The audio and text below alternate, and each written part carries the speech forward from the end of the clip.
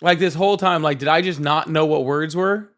Like, I thought like I was gonna look it up and be like, oh, okay, maybe I'm wrong. Maybe I don't know what the word several means. Maybe I've been confused.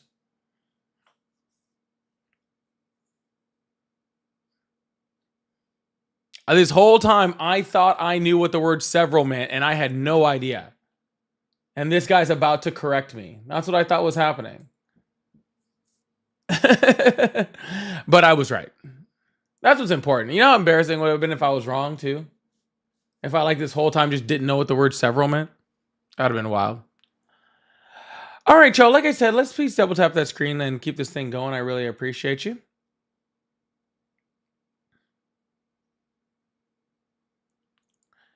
Oh, man. What is going on with my TikTok right now? That's being weird. That's okay. We're going to get the YouTube started. We're going to get everything going. And TikTok seems to be acting a little funky this morning. That's okay. TikTok's always been a little funky. They be doing the weirdest stuff, man. I swear sometimes TikTok is like, I got to figure out how not to make money. Like, I feel like that's what they do like all the time. They're like, you know what? Let's try not to make money. I think that's what we're doing. Oh, right. Thursday, yeah, he was 70, several equals 7. That's what it is. What is going on here? Why is everything frozen? Yeah, that's fine. Everything is frozen.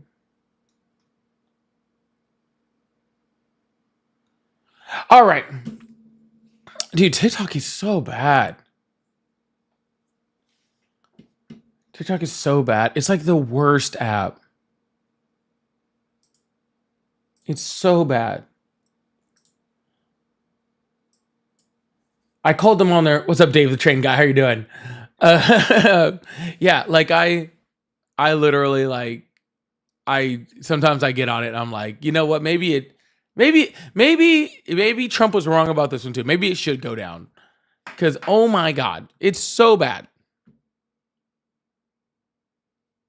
It's so bad. Like maybe Biden was right again. Maybe we just shouldn't have TikTok because it is such a bad platform.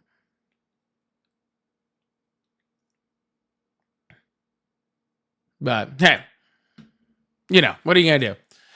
All right, y'all, we're gonna bring up this backup account. We're gonna let this YouTube load up a little bit, and then we're gonna get to some guests and get to some calls.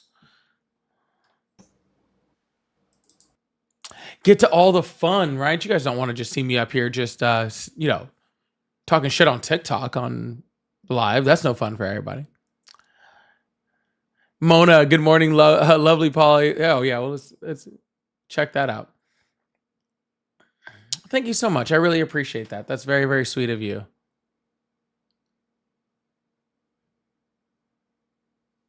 That's very, very sweet of you. Thank you so much. I really appreciate that. All right, like I said, we're gonna let this YouTube load up a little bit as we're just getting this thing started. I usually start the TikTok for a second, then let the YouTube load up.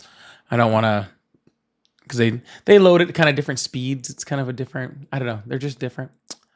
So we're gonna let that load up for a second. Then we're gonna open up the phone lines. We're gonna open up the guest request box, and we're gonna get to some conversations. The fun stuff. The fun stuff. But if you guys do me a favor, like I said, as you guys are coming in, please tap that screen. Let's get up to 10,000 likes for on the YouTube side. If you're on the TikTok side, just hit that like button and the subscribe button. We do this every single day but Thursday with maybe, there's a chance that I'm off tomorrow. I'm not positive. There's a chance I'm off tomorrow. I am doing some fun stuff with the fam tomorrow. So we'll see. I might get on. I might not. We'll see. Depends on how things are going. I know I need a new chair and my back is killing me. So I need to get a new chair because this one's hurting my back. I've been sitting here too long. I need lumbar support. I need lumbar support. Dave, Dave, I don't think I'm gonna do it like you. So Dave, the train guy, sent me pictures of trains. All right. Dave, the train guy, sent me pictures of trains, and Dave has some cool trains. So it's not gonna do, Dave. It's not gonna do you justice to have you on here on the phone. What's that gonna do? Nothing. We need pictures. So Ari and I were actually talking about that. We're gonna at some point give you some room on the Discord for you to go and show off your train stuff. We're gonna do that eventually. That way you can show pictures and have a lot of fun. All right. Speaking of that, make sure you're in the Discord. Also, if you join the Discord and you and I ask you hey, verify your account, don't just run away. I'm just making sure you're good. Why doesn't he start his own live? Dave, I think Dave should start his own live. I would tune in. See, you guys don't understand. When I'm not doing this, a lot of times I spend time lives that are just not even close to this, right? So I would probably sit around and watch Dave the Train Guys live. I probably would.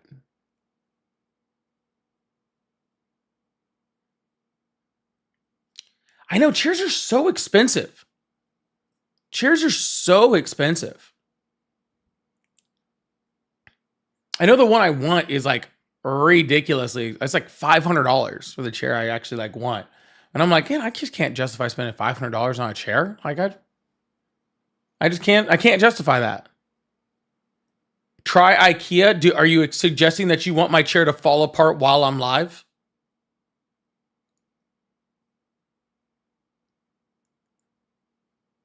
I'd be sitting here and the chair would just fall into 12 pieces or something like that. I had to put it together in a different language or something. I'm not doing that. I'm not doing that. Okay. I'm not doing that at all. All right. Well, I think we're about that time. We're about to open up these phone lines. So what we're going to do is we're going to get into some conversations. We're going to get into some banter. We're going to get into some back and forth. We're going to get into all sorts of stuff. Okay. We're going to get into all sorts of different types of conversations or debates. Not everything is a debate. Not everything's a conversation. Not everything is any of those things. We just kind of let it adjust as it goes, right? We're going to get into all those things. So if you are a Trump supporter, there's a couple ways you can come in and talk to me. One, if you're on the TikTok side, you can hit that multi-guest request button. That hit join request to join, and I can see you there. I can bring you up. If you're on the YouTube side, you can call the number that's right above my head. And then I will answer that number, and then we can have the conversation. It's pretty simple. So yeah, we're gonna go ahead and get that thing started. I'm gonna put the headphones on, okay, so I can hear you guys. All right. See, I don't like to just sit here with the headphones on. It's not as fun. It's not as fun.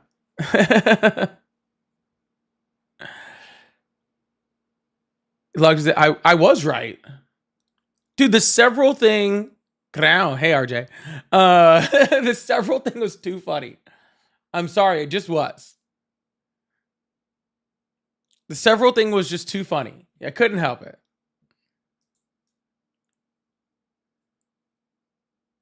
All right, who are you? Yeah, that picture looks familiar. You changed your name. No, I didn't. Yes, you did. From what? I don't know. You're not that important to me. How's your day? It's going great. How about yourself? Fantastic. Awesome. Do you support Trump? Of course I do. Awesome. How old are you? 35. Awesome. Why do you support Trump? I support not unaliving 1 million babies a year. Me too. Clearly you don't if you voted Harris. Why what would that have to do with anything? Because Trump actually did something to prevent that happening, like to overturning Roe v. Wade. Donald Trump overturned Roe v. Wade?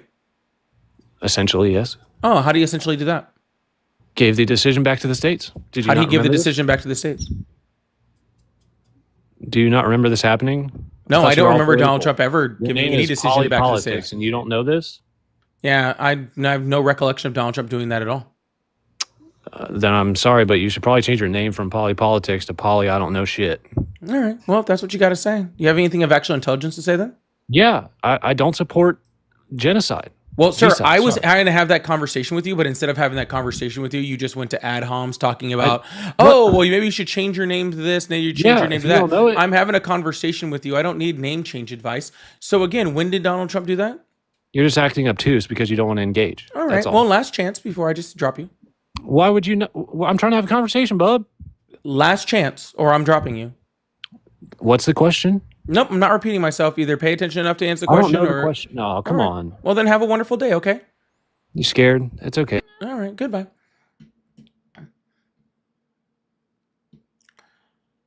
If I can't answer a simple question without you crashing out, I don't know what to tell you, man. What did Donald Trump do to do that? That's all I asked you.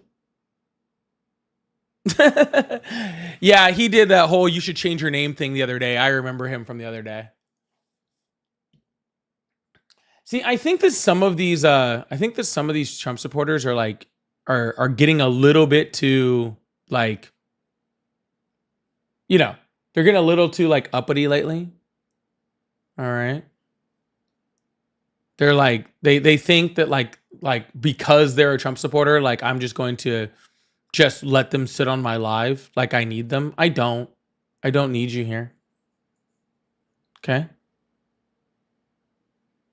So, either come in here and have a conversation or don't come in here and have a conversation. Either way is fine with me.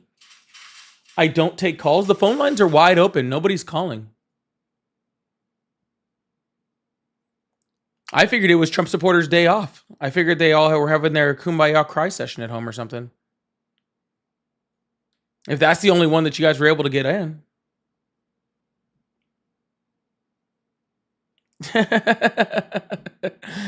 I thought today was it. Is this the day the Klan rally is? Is that what it is?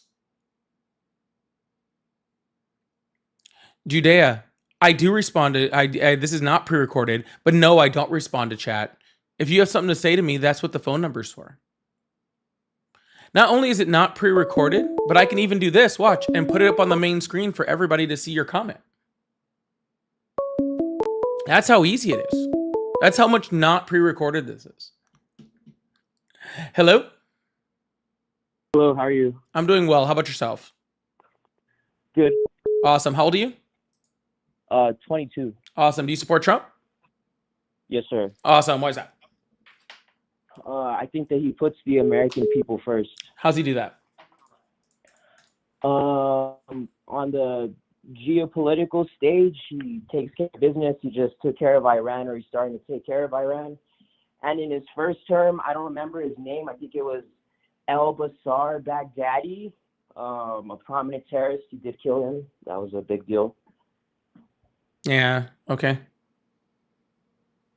Yeah, I mean, I think that that's not really putting America first. Like that's just killing terrorists. Obama killed lots of terrorists. These people are. Oh, Biden killed a bunch of terrorists. So what? Yeah, no, I agree. I mean, but that's still a good thing that he does for the American people. I mean, he's protecting the world. Well, by that, okay, cool. By that stance, then every president is America first. So therefore, you still have no reason to vote for Donald Trump. Okay, that's a fair point. Why else do I support Donald Trump? I think border security is a big deal, and I think that the amount of illegal immigrants and crime statistics with the illegal immigrants going up is a big deal, and I think that we need to address that in some way. So I think that he's taking the right steps. Yeah, so again, undocumented immigrants commit crime at a rate 30 times less than American citizens. So if your worry is crime, then you should be much worried about the fact that he's pardoning violent criminals. I'm not aware of him pardoning violent criminals. I have seen some pardons. I think they're mostly like celebrity pardons, but yeah, no, I mean, I think we should delve more into the border security issue just because I think that that's one of the reasons that. Yeah, we are delving into it, sir. You're saying that the reason why you like Donald Trump's border policy is because it stops because of the violent crime and undocumented immigrants. And I'm wondering how you can say that, again, you know, we want to talk about undocumented migrants committing crime when, again, they commit violent crime at a rate 30 times less than American citizens. And Donald Trump is pardoning violent criminals. I mean, I'm not familiar with the argument terms you make, like the false equivalencies and the ad hominems. I don't know the correct ones, but I think that would be None of a that was fallacy a. or a None of those were oh, you're ad trying to say hominems or a false equivalency. What's an ad hominem? No, that's what I'm saying. I don't know the exact terminology. It's just like a logical fallacy when you're arguing. You like to use it with your other viewers, but Awesome. What did I say that was a logical fallacy? Well, I'm trying to talk, but you keep cutting me off. You're trying to say that because I think that immigrants commit crime in America, that means that Trump is, just because he's pardoning some people. That's not the same thing. Sure. If he's taking away people who aren't committing crime and pardoning people who are committing crime, then how does that help your stance on criminal justice? Well, can you tell me who, though? That's like a broad statement. I mean, can you even give one example of who Sure. he's pardoning? And the January 6th protesters. January 6th protesters? Mm-hmm. I mean, okay, I mean, that's a whole separate issue, but... No, it's not. It's this issue. Those are Americans, no? Are they criminals? But you just said violent. You just said violent immigrants right now. That's what you said. He's pardoning violent immigrants. That's what you said. No, I said he's pardoning violent criminals. Okay, but we're talking about immigrants committing crime. If American crime is a separate issue, I mean, we could have American crime, but that doesn't mean that we can't fix. Gotcha, sir. So you're cool with Americans committing violent crimes, even though they do it a lot more than migrants, but you want all the migrants gone, even though they commit less violent crime. That doesn't even make any sense. Of course, American is going to have a higher crime rate because there's more Americans. No, it's a crime rate, sir. It's per capita. I mean, again, these are a lot of just like, I mean, you have to fact check this stuff. I can't just necessarily take your word for it. I mean, I guess you could try and Google it and everything, but. What do you need me to fact check for you? The per capita, I mean. Sure. That's not difficult. Okay.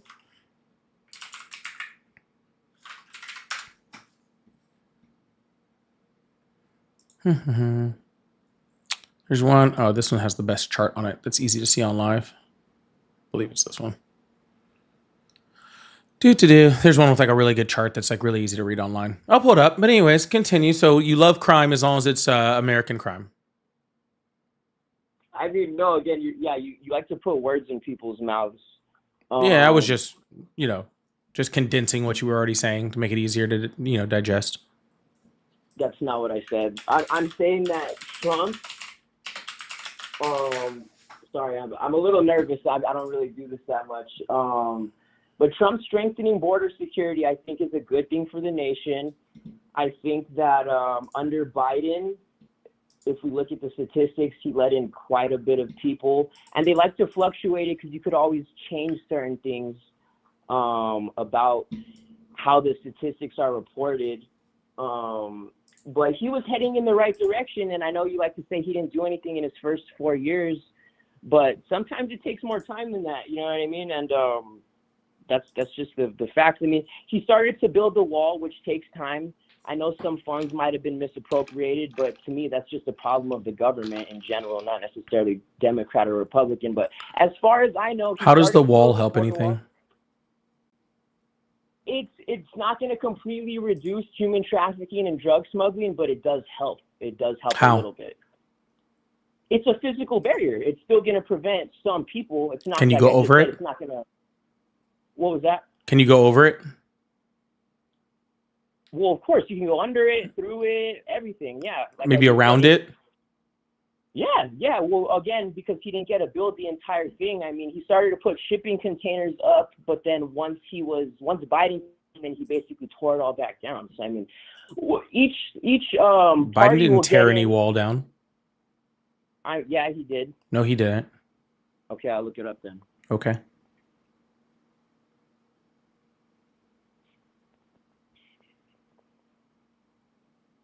He stopped building Trump's pathetic wall. He didn't tear it down. It was falling apart on his own. Biden didn't need to tear it down.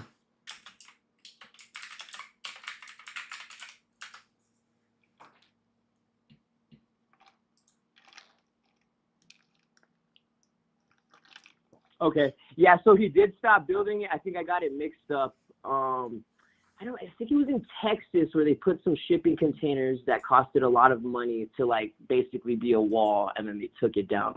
All I'm saying is that he has decent ideas, but they take time to enact. Like, what decent idea does he have? Because again, I still don't understand how you're saying the border wall is going to fix our issue. The large surge of immigration that happened in the Biden administration was asylum seeking. And since asylum seeking is the problem, then you would need to fix it by stopping asylum seeking. And since asylum seeking is legal in the United States, a wall doesn't help that. So that's just like escaping a crisis?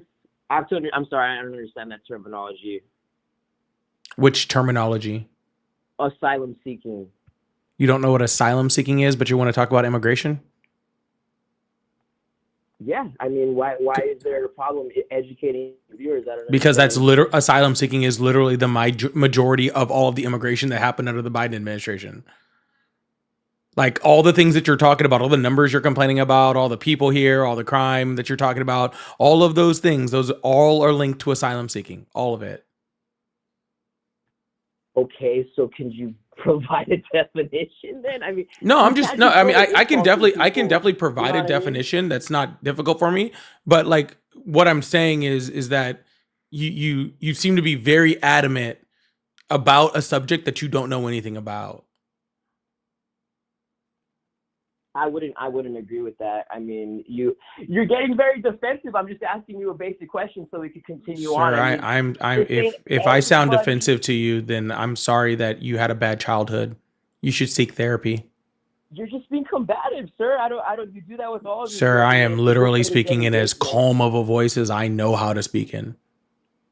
Okay. Well, yeah. I mean, it's fine. So, like, are you going to provide the definition so that we can continue, or no? Yeah, asylum seeking generally is people that it's a form of refugee status where people come over from other countries that have valid fears for their life, or other valid fears according to the law. So you're saying every single person that has come to America? Did I say every single person at any point in time during this?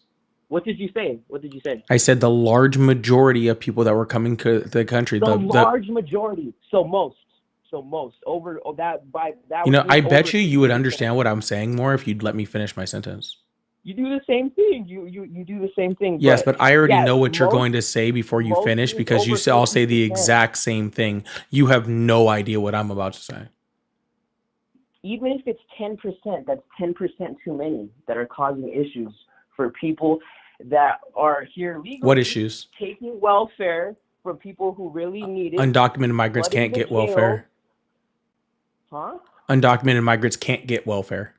Yeah, they do false identity. Come on, you can't be that willfully ignorant. No, actually, when you look at the majority of cases of people that are getting they're using false identities to get welfare, it's overwhelmingly the majority is American citizens. Yeah, because there's more Americans in America, dude. Are you a joke? Then why don't you sit up here and talk about the people? All these migrant hotels that people who work hard for are having to pay for these people who aren't even supposed to be here. What migrant hotels? Pay for them. Yes. What migrant hotels? Right now. I'll send you a link right now. No, just explain it. I don't need a fucking link. Just explain it. It's a taxpayer-funded hotel for illegal immigrants, and they sit them in there while they're waiting to be deported or whatever it is, but they'll be there for months and months while we're giving them cash assistance and food assistance when they're not even supposed to be there, and they're driving. So what is your what is your alternative? Would you say that we should take them and put them in the street until they can be deported? No, I mean, I think that we should, if anything, increase funding to the, I forget the exact department, ICE and everything like that. But every time he tries to do that to get more people to help with this crisis. Sure. So no, hold on. Stop trying to move the subject. You don't like the fact that people are in hotels while they're awaiting deportation. We are completely maxed out on our detention centers when it comes to deportation. So where exactly would you like the people that are going to be deported to be? Would you like them to just be like homeless or like in an internment camp or something? Like what exactly is? It's a problem that they're even here in the first place. That's why I'm saying by Trump hardening on the Sir, border sir, sir, sir, security. sir. I'm only going to ask you one more time. What is your alternative? There's no alternative now. There is currently none right now. Gotcha. So you're complaining about something, but you're saying there absolutely is no alternative. As of now, no. Because okay, awesome. I was just making sure. Yeah, you could complain about something with no immediate solution. Again, like you're trying to like back me into a corner, which again you do with a lot. I'm not backing you in a corner, sir. I'm just asking for your logic, and your own logic just proved your logic wrong. What? I don't understand. Sir, people that seek asylum in this country, which is again the majority of the people that came over under the Biden administration, which is the reason for the surge in immigration that was happening, is because the destabilization in certain regions of Central and South America. All right. So the majority of people that are seeking asylum, those are legal migrants. Okay. They're legal here. All right. But when they come here, considering we have areas in places like Texas and stuff like that are made specifically for people that are seeking asylum, they could have just stayed there. But what ends up happening is the Republican governors send them to places where they don't have places for them. And then they end up in hotels. Okay. But I just don't understand why you're like advocating for homelessness. Okay, again, you're putting words in my mouth. I'm not advocating for homelessness. They should be deported back to where they came from. But they're trying to deport them. Yeah. So again, if they're trying to deport them, you do realize that the Biden administration last year deported way more migrants than Donald Trump is on track to deport this year, right? Again, like I said, they can manipulate the statistics in a certain way to make them seem you can like they're okay, more. how was it manipulated then? Because it's the exact same reporting agency.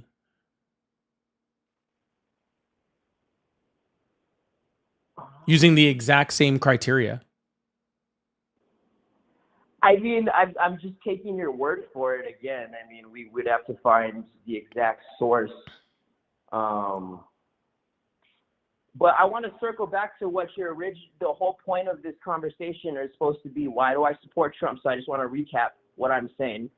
I support Trump because he's hard on border security, and I think that illegal immigrant crime is wrong. And yes, I do think that people should be able to seek asylum, of course. But also, when there's such a huge surge in crime and, inflation is very high. There is no huge surge in crime. That's how we got to this part of the conversation to begin with, because there is not a huge surge in crime. That does not exist. I mean, I don't know where you live, but at least in the Southwest where I live in Arizona. I actually am affected by this stuff. You probably live in New York or something like that. I grew up in Southern California, about an hour north of the border. Oh, okay. Well, you're probably not there now, and then you guys. I'm not, but the migrant numbers haven't really affected it. It doesn't change anything. And even if I did live there or didn't live there, just the fact of you living in a certain place doesn't mean that crime across the board is more or less happening more or less. Nearest to the border. How do you not understand that? Sir, your literal house, you could sleep every night with your ass straddling the border. Okay, with one ass cheek in freaking Mexico and one ass cheek in the United States. Okay, and that still wouldn't make you living there make you the professional. Okay, of whether or not violent crime is going up. Okay, it's about the fact that I'm the most affected because I'm the closest to the border. You think that all of these people are seeking asylum? That's just not the truth. I don't know if you know about the cartels that exist in Mexico. That's why they're all running. Those cartels have existed since I've been alive, which is a lot longer than you. And they have been sneaking people over since before you were born, since before I was born. All of those things were happening. Those aren't new things, okay? The new thing that changed, sir, the new thing that changed was all of the asylum seekers. That's the new thing that changed. Okay. People coming across the border by, through coyotes or from the cartel or sneaking in, all of that is still the same. Okay. It's still happening. It varies slightly, right? But it just goes up and down, and it happens. Okay. The surge that happened under the Biden administration was asylum seeking. That's what it was. Sorry, I'm just trying to gather my thoughts and everything like that. Maybe rephrase what I was trying to say. And plus, if you're really worried about the cartels, then why are you okay with Donald Trump literally trying to get Pablo Escobar's family over here? Dude, he designated cartels as a terrorist organization. No, that's not what I asked you, sir. Can you keep on the same on the subject on the question I asked you?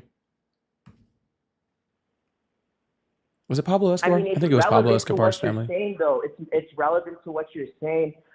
Pablo Escobar has been dead for like 30 years. Yes, and his family carried on after him, and he just freaking brought 17 of his family over. El Chapo, sorry, not Pablo Escobar. El Chapo. Okay, yeah, okay. So, okay, see, I feel like, all right. So let's just move on. So El Chapo's family. Okay, again, there's context to these things. Are they informants? What he just bring in 17 of... Gotcha, cool. So you don't really care about cartel members being over here.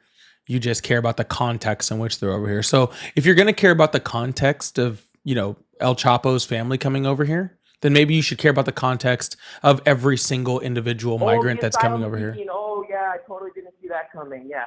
Yeah, but with both things, there's consequences. So with asylum seekers, there's crime. And yeah, with El Chapo's family, like I just said, are they informants? Why are they here? Why is Trump bringing them here? You're being kind of vague. Yes, sir. Again, sir, if you're going to now look at the context of people that are coming across the border because Trump likes them, then maybe we should look at the context of every migrant that comes over. That doesn't... Oh, my God. They're high-profile people related to a drug lord. Awesome. So context only matters when people are rich. No, it's going to have more of a direct influence on the issue that we're talking about, which is crime because of the cartels. That wasn't an coherent English sentence. Oh, I'm sorry if I used wrong grammar. I think people understood what I was saying. Okay, well, people don't matter because I didn't.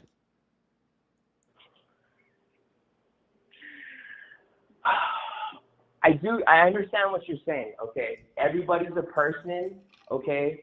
Everybody deserves the right to live a happy and successful life. That's not what I'm saying.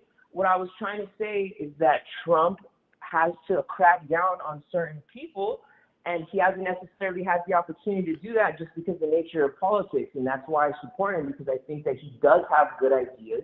I don't think that he's trying to be best buddies with the cartel. I think you know that also. Like I said, he designated the terrorists or the cartel as a terrorist organization, which is a big step in the right direction. That I'm pretty sure that means that we could start bringing military personnel over there and conducting more serious operations. And I just think that... So instead of the military personnel that sign up to protect our nation from enemies, foreign and domestic, you want them fighting the cartels? Don't we have policing agencies for that already? Or are you suggesting that we should invade Mexico? You just said it, bro. You just foreign and domestic. So you're suggesting that we invade Mexico? Maybe not invade Mexico, but we... Well, then how are we going to get to where the cartels are with the active duty military? You say something like this. You say, I want, who is it? I don't even want to mention them. The CJNG guy, I want him. I want whoever's running Chapitos. I want the other guy. And you say, if you don't, we're going to tariff you into the ground. And if that's not enough, then maybe we will send a couple of squadrons or whatever is necessary. Why would we allow such rampant drug and... Gotcha, sir. So you want to invade Mexico, copy. All right. Anyways, I think that is definitely the last bit of logic that you had left in your conversation. We're in the Middle East and we're in Ukraine right now by proxy. So how are you going to say that that's such a bad idea? Like that's like such invading our neighbor to the south. Do you want me to explain to you why invading Mexico, invading one of our largest trading partners? Like, do you want me to explain to you why that's a bad idea? Really? Like, is that how low this conversation is that I need to explain to you why invading Mexico is a bad idea? In reality, if we invaded Mexico and asked them to give up all their leaders, or like I said, there would be like swift consequences, they would do it. We don't, because it's more profitable to do the whole DEA drug smuggling circle. Well, anyway, sir, I hope you have whatever day you deserve. Sound good? Sure. Fuck you. All right, cool. Is that it?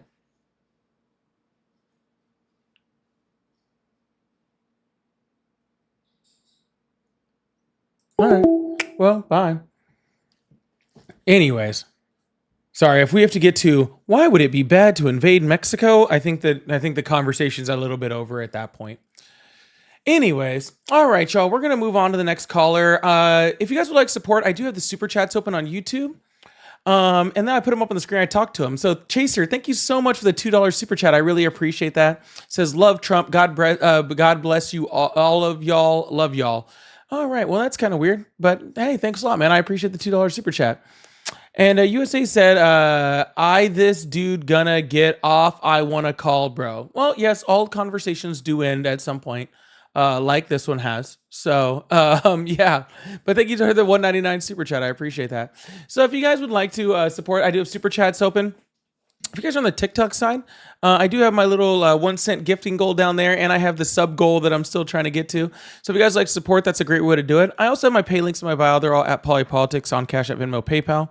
Just like John Richter, who sent me several dollars, says thanks for the amazing debates. I really appreciate that, John. Thank you so much for the $3 Cash App. I really appreciate that. Thank you so much. All right, well, we're going to reopen up the phone lines and keep this thing moving. I really appreciate that. If you all could do me a favor, if you're on the TikTok side, let's get this thing up to 40,000 likes. If you're on the YouTube side, if you guys do me a favor, hit that like button, hit that subscribe button to help push this live out and keep this thing going. I appreciate you guys. Thank you so much. Hello, welcome to the live. How are you? I'm good. How are you? I'm doing well. How old are you? Well, I am 43. Awesome. Do you support Trump? I sure do. Awesome. Why is that?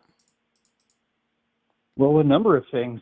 It's a huge contrast from the last 4 years that we've all experienced. I agree with that. Last 4 years, we had things like, democracy and the Constitution, and we're not dealing with that anymore. So you are right. There is a huge contrast. But anyway, so why do you support Trump? Well, we could continue on the last conversation with the border. I'd rather not and just have a new conversation. I didn't like that conversation, which is why I stopped it. All right. How about the policy with domestic manufacturing and the things that make us a powerhouse, of which we've been absent of for many decades? Yeah. So that your logic is already saying that we weren't a powerhouse before Donald Trump got into office, and that's ridiculous. No, you got me wrong. What I said was that's what you said. What we used to be a powerhouse many decades ago. So literally exactly what I just said, sir. So you're saying that like 6 months ago, we weren't a powerhouse, which is a ridiculous conversation, really ridiculous point to have. No, we weren't actually a powerhouse 6 months ago. Did we have the largest economy in the world? A decade ago. So we want to, okay, so your baseline is going to be. I'm sorry. No, I'm not baselining anything yet. I just asked you a question. Did we have the largest economy in the world 6 months ago? Yes. Did we have the highest GDP in the world 6 months ago? I think arguably with China, I don't know that. No, it's not arguably. We did. No questions asked. Okay, did we have the largest? GDP? Did we have the largest military in the world 6 months ago, and the most powerful military? Okay, so in which way were we not a powerhouse? Okay, I'll concede we perhaps were and are a powerhouse, but are we at the best of our potential? We've never been at the best of our potential, and we aren't now. Okay, so do you think the policies over the last 4 years are going to put us on track for our best potential? Well, literally, Joe Biden got the economy when we were in the reopening of COVID, when the entire world went up to a 10.2% inflation rate, and Joe Biden got our inflation rate back down faster than any industrialized nation on the planet, raised our GDP and faster than any industrial nation on the planet. We stopped us from going to recession, though every major economist projected that we would. And by the time he left, the Wall Street Journal said that we had an economy that was the envy of the entire world. So yes, I do believe that if we had stayed on the path of the last 4 years, we'd be doing really, really good in the next couple of years. But instead of that, we Okay. went from that Oh, to a well, 4%, let's project GDP it. growth like projection to a negative 3% GDP, or so a negative 1.5% GDP contraction in the first quarter, and we're looking to have that again with another contraction in the second quarter, also mixed with rising unemployment rates. And finally, we got the stock market back up recently, just this week to the numbers it was when Biden was in office. Okay. Well, okay, great. You research your metrics. You love the term GDP. Okay, define, how is GDP measured? Sir, I'm not talking about metrics. You're talking about it being a powerhouse. I'm trying to understand from you, okay, Yeah. how we All weren't right. a powerhouse before Donald Trump came in. I'm not here to teach an economics 101 class, nor am I here to talk about the definition of GDP. I'm trying to figure out I could how give you we some weren't a economics 101. powerhouse, and you have yet to describe to me how we weren't a powerhouse when Biden was leaving office. Okay. I'll tell you how we weren't a powerhouse. Okay, we were a powerhouse, but we are in massive decline over a number of decades based on a number of factors. I don't think it's all to do with Joe Biden. I think you just put it in fast acceleration into a decline. And we can go on about COVID. We can go on about many different things. This is a complicated issue. And I think, looking at GDP, looking at all these things that you brought up, I would not argue that we're not a powerhouse. We definitely are. And we have been for a long time. So if you want to be specific in my words about powerhouse, let me elaborate what I mean by that. Well, sir, I've been asking you to elaborate on it. That's what I've been waiting for you to do this whole time. Okay, well, let me elaborate. So in GDP, don't use GDP because that's all BS in my opinion. GDP is basically measured on debt. So our decline comes from a number of things. For one, we are largely a debt-based economy, entirely a debt-based economy. GDP is measured on your credit card and how much you want to go further in the hole. People cannot save because you get wiped out through savings. And then we use the stock market. Oh, all-time high stock market. Really? How about look at the bond market? How about look at that we don't manufacture anything? How about tensions across the world? How about open borders, the welfare state Okay, grows, awesome, the sir. government? So again, we were a powerhouse, okay, and GDP is not calculated by debt. Okay, fine, And if fine. you're talking Okay. about debt And being the issue, said, if you're talking about debt being an issue, again, in Donald Trump's first term, he added more national debt to the U.S. national debt than any president in history. yes, based in what time frame? Based in the 4 years he was president. What do you mean, what time frame? Yep. Okay. So in that time frame of the four, I think all the governments are all responsible for the largest debt printing as a result in response to COVID. Yeah, if you take out Donald Trump's freaking COVID spending, he still added more debt than Joe Biden if you include his COVID and non-COVID spending. Okay. So and he's already trying to add $4 trillion with the big, beautiful bill right now. I know. I can't say that I love it. I'm not saying that I love it. But if you're, sir, you're making the argument, sir, and maybe this is difficult, okay? We were a powerhouse under Biden. We've been a powerhouse since World War II, okay? Donald Trump is not taking us back to being a powerhouse, okay? He's not even taking us back to bringing back manufacturing. He's not doing any of that. No, he's not. Okay, explain how he's not doing that. You may explain how he's not doing something. Yes.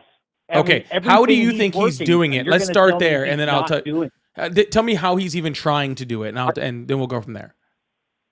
Okay, bring in manufacturing back. How? How about using tariffs as a tool to bring other countries to fair trade negotiations? Awesome. Fair trade means that we are literally getting manufactured goods from a different country at a different price.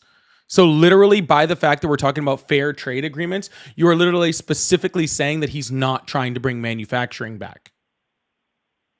You're saying that where other things are manufactured at, we're trying to get a better deal to get it here.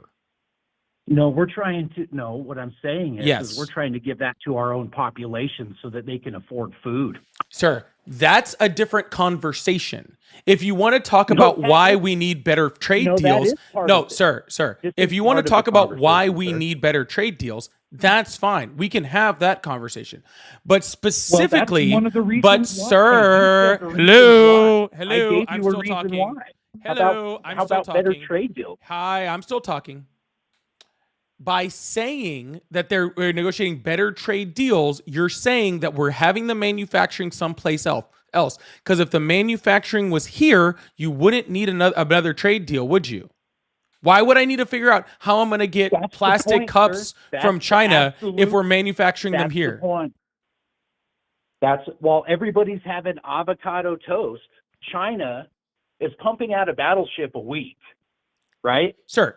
Like I'm going to ask you one more time before you try to switch the subject to fucking avocado toast or whatever the hell you're trying to switch the subject to.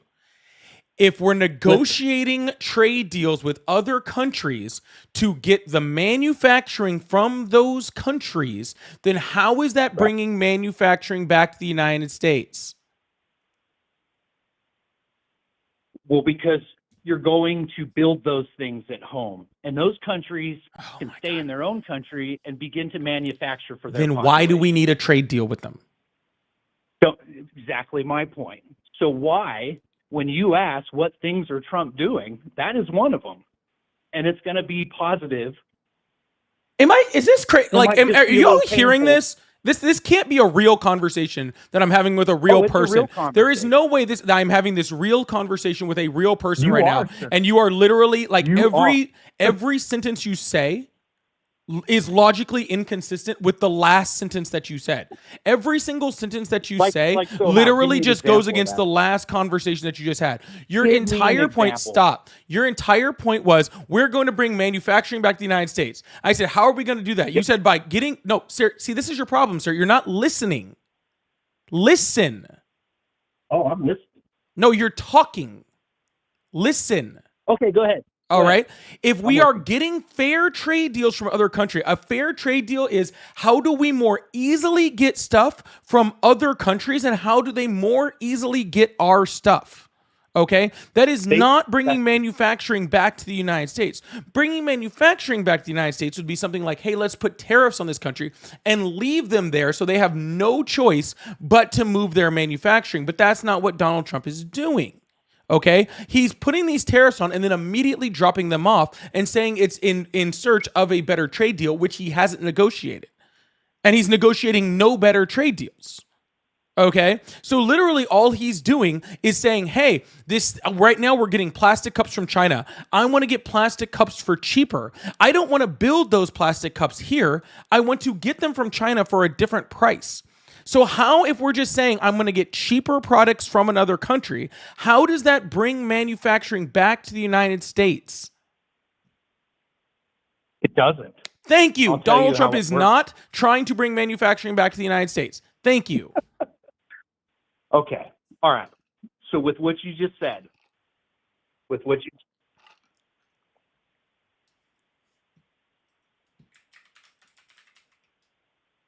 you there? You're breaking up. Okay. So manufacturing is only one part of the deal. He is bringing manufacturing here. He's gotten over I heard $2 trillion worth of commitments for manufacturers to set up plants here. Why would they be incentivized to do that? What companies are those? I don't know them offhand. You could Google them in 2 seconds. Yeah, I've Googled a whole bunch of the ones that Donald Trump is claiming. Like he's claiming Honda is bringing manufacturing back here, even though they're just changing over. Even though they're just changing over a factory that was manufacturing the CRV, and now it's going to manufacture the Civic. Okay, yeah, Hyundai was supposed to apparently bringing all this manufacturing back, even though the Hyundai deal was a deal that was negotiated in 2019 under the Trump administration, then renegotiated in 2022. He brags about freaking Nvidia and TSMC, even although all of those factories were already scheduled to be built due to the Chips and Sciences Act under the Biden administration. He brags about this number of freaking money that's coming from the Middle East, like Saudi, like Qatar and other countries like that, even though that money isn't even possible because their GDP isn't even high enough to actually input that amount of money into our country. I disagree with you there. I'm not Thanks to asking oil, whether you those agree or countries you have a lot of disagree. cash. Well, those countries have a lot of cash, trust me, and Yeah, and we also can see their just can't go GDPs. with It's your not last hard. statement. I think you should look into that one more. I have very much so, sir. And maybe you should look at it more, considering the fact that I'm informing you of it right now and you have no idea what I'm talking about. Okay. You know what? I think I should just get all my ducks in a row when I call you next, and then we'll have. You should to get all your inform ducks in a you row on so you can future- learn, not so you can call me next. You should get all your ducks in a row. That way you can see that the points that so you're I can trying to learn a make, few things. sir, that way the points that you're trying to make, okay, you realize yourself that they are ridiculous arguments. Like he's saying, like literally not. Donald Trump is saying that he's going to get like $1 trillion from Qatar. Okay. Their entire yearly GDP is $213 billion. So are you saying that every single dollar that Qatar Maybe makes, it's a 4-year investment. sir, it's Maybe they do per it through debt, year. like all with the United States Sir, of America. so you're saying that does everything. so you're saying that Qatar is giving the United States 5 times more than their worth per year. Maybe it's over a time. I wouldn't. It's not. discount I'm it. telling you how How much time do it you is. think we spend versus our GDP? Sir, sir, please Hey, look, explain to me people how it's around the possible. Sir, have maybe far more I'll cash give you than this. their Maybe I'll try this a little better. If you make $50,000 a year, okay, and you I could commit and- to a car over the next 7 years. no, sir, and you commit to giving me $250,000 a year, should I trust you? Who said? Okay. Who said that they committed to Trump. whatever they were going to invest in 1 year? Trump. And how do you know what their assets and cash on hand are? Because these are You don't know public any of that. records Or and did it you is go- not or did you hidden because I research that? have literally the entire internet. Okay, so you've got their GDP. That's great. That's an annual basis. How much cash are they sitting on? Do you have that figure? Sir, do you know what a GDP is? I do. It's gross domestic product. And But what I is want that? you And to how is gross educate domestic me product- How they base that number? How is these gross days. domestic product calculated? Oh, it's calculated through the domestic. Well, now it's calculated based on everybody's debt. No, it's The more not. dollars printed No, it's not. is a factor in GDP. No, it's not. Look it up. GDP is calculated as up. consumption plus investment plus government spending plus exports. Right. Now, so what would our real GDP be if you calculated Sir, you it could based go on real GDP, true inflated domestic GDP. product? You could add the real GDP plus the regular GDP according to CPI. Add them together, and Qatar still can't give us $1 trillion. You don't know what they have. Yes, you don't, we all do. You know is what their domestic product is. No, we don't. In 1 year. That's all you know. No, that is not true. We know how much they have. How much do they have? All What right, is sir. the cash Anyways, reserves of sorry, Qatar sir. if you're I just- literally, this is literally like trying to argue with a 4-year-old. Okay, Yeah, did I like get you heated literally, up a little bit? like I could Did your literally blood- pull did I get my your blood teenager in pressure here. rising a little bit, sir? No, sir. It's just I cannot believe that human beings can be like What's like the matter? Where's this that stupid. calm guy that spoke as calm as he could in the last Oh, one? sir, I'm still very calm. Would you like me to get upset? Oh, sure. Get upset. Oh, okay. Well, I'm sure you would like that. It'd probably get you going, okay? But you don't sound like my type, okay? Definitely not my type. And then why are you up here flirting?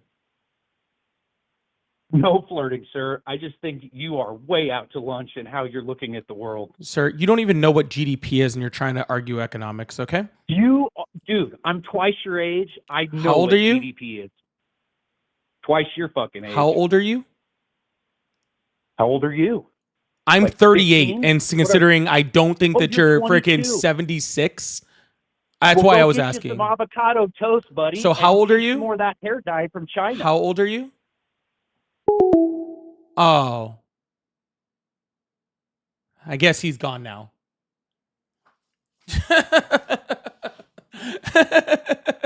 I was like, I'm pretty sure you're not older than me. I'm pretty sure. Or double my age. He was 43. Is that what he said? Well, he ran off. All right, we're gonna go on to the next caller. I think he just really wanted to get me like upset or something, and then when it didn't work, he got like really sad. Samadi, thank you so much for the $2 super chat. I really appreciate that. Might have Jamal live. Thank you so much. Trump is doing what I voted for, and I love it. Okay, that's a little weird, but if you're voting for, I don't know, no constitution. And Pablo, thank you for 200 Argentinian dollars, which I'm pretty sure, I don't know how much that is. Probably not much, but that's okay. Alguien más piensa como que estas cosas con Carlos Menem no pasaban? I don't know what that means. I don't actually speak Spanish, but I figured I would try to just say it. So I don't know. I don't actually speak Spanish, but I'm pretty sure I was pretty close on most of those words. All right, y'all. We're gonna move on to the next caller. I really appreciate you. Again, so y'all, if y'all would like to support, if you guys do super chats and stuff, I will put them up on the screen and have a conversation about them. Try to make them in English though, because that is the only language I speak. So it makes it a lot easier for me to respond to them. But thank you guys so much.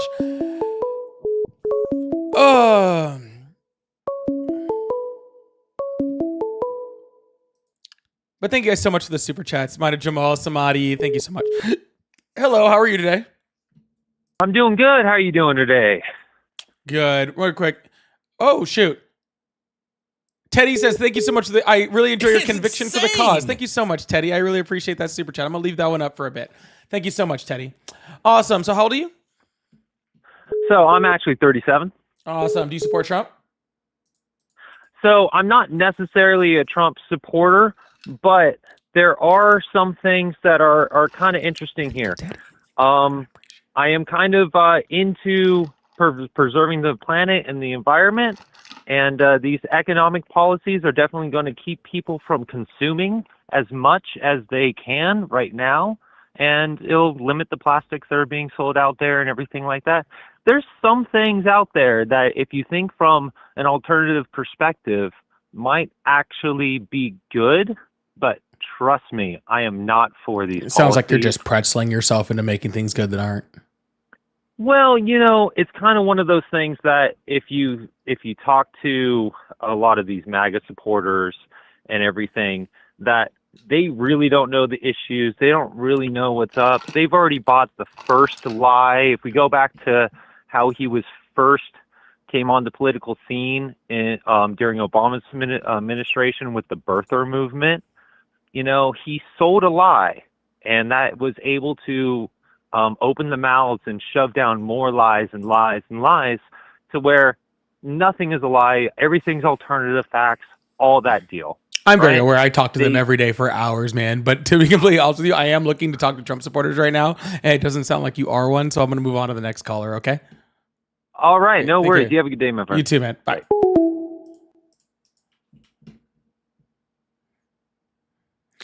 All right. Phone lines are open back up. What's going on? I think my phone's being a little finicky today. I think people are calling in and I'm not getting it's not ringing. All right. Hello? Hello? How old are you? 21. Awesome. Do you support Trump? Yes, I do. All right. Awesome. First of all, can you please mute me hearing my own voice through the live on whatever other device you're on? And second of all, why do you support Trump? Well, I support Trump because he has a vision for our country, and he's going to do amazing and great things, and he has done them, and he's made his promises, and I'm seeing the fruits. Awesome. So what promises he kept? Well, he kept his promise and decided to tariff all of the countries that are ripping us off. Not really. I mean, he just kind of tariffed them and then took the tariffs away. Well, I mean, he did what he promised, right? And no, he said he would tariff them. You can't say like, oh, I'm going to tariff them and then stop tariffing them. Did he promise to stop tariffing them too? Just give me a moment. No, I'd like an answer to the question. I'll finish what I was saying. Okay. So can you answer my question though? He made his promise. He did what he was going to do. He repositioned us on the global stage, and so now we're better positioned, and How? We can set the table. How are we better positioned? Other countries make choices for us. How are we better positioned? Because Donald Trump has not made one deal. Has only made one deal since this entire thing started, and the deal benefited the other country. Absolutely not. That part wasn't a question. I'm asking you how we're better positioned if we've only made one deal and that one deal benefited the other country more than the U.S. We haven't. I'm not talking about deals. If you had heard what I said. Well, I asked you to explain Yeah. what you said, but you got all uppity and then kept going on what you're saying. So I asked you to explain it, but you got all upsetty spaghetti about it. So again, now I'll ask you again, how are we better positioned? No one's upset. I'm just trying to correct you. All right, dude, So, I'm already as I bored. was, Answer the question. as I was saying, we have been better positioned on the global stage. How? now How we are have we able- been better positioned? How have we been better positioned? How? How have we been better positioned? I would love to get there, dude. I really would. We'll get there now. I've been interrupted 10 times. All right. Well, Right. this is a good interruption for you too. All right, we'll move on to the next caller. Goodness gracious. Just get there, bro. Come on, dude. We're running a show here. I am not running a freaking old folks home. Let's get to the point, bro.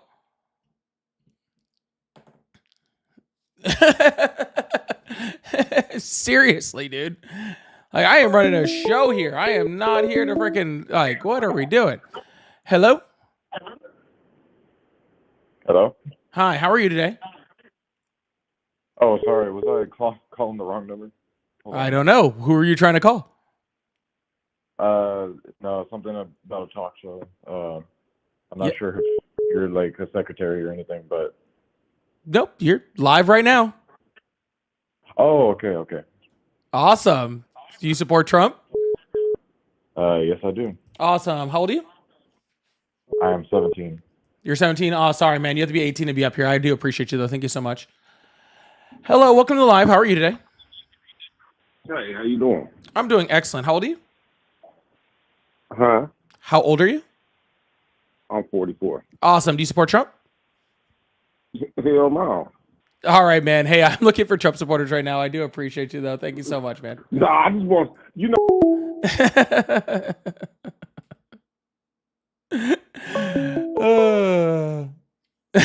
Hello. Hello.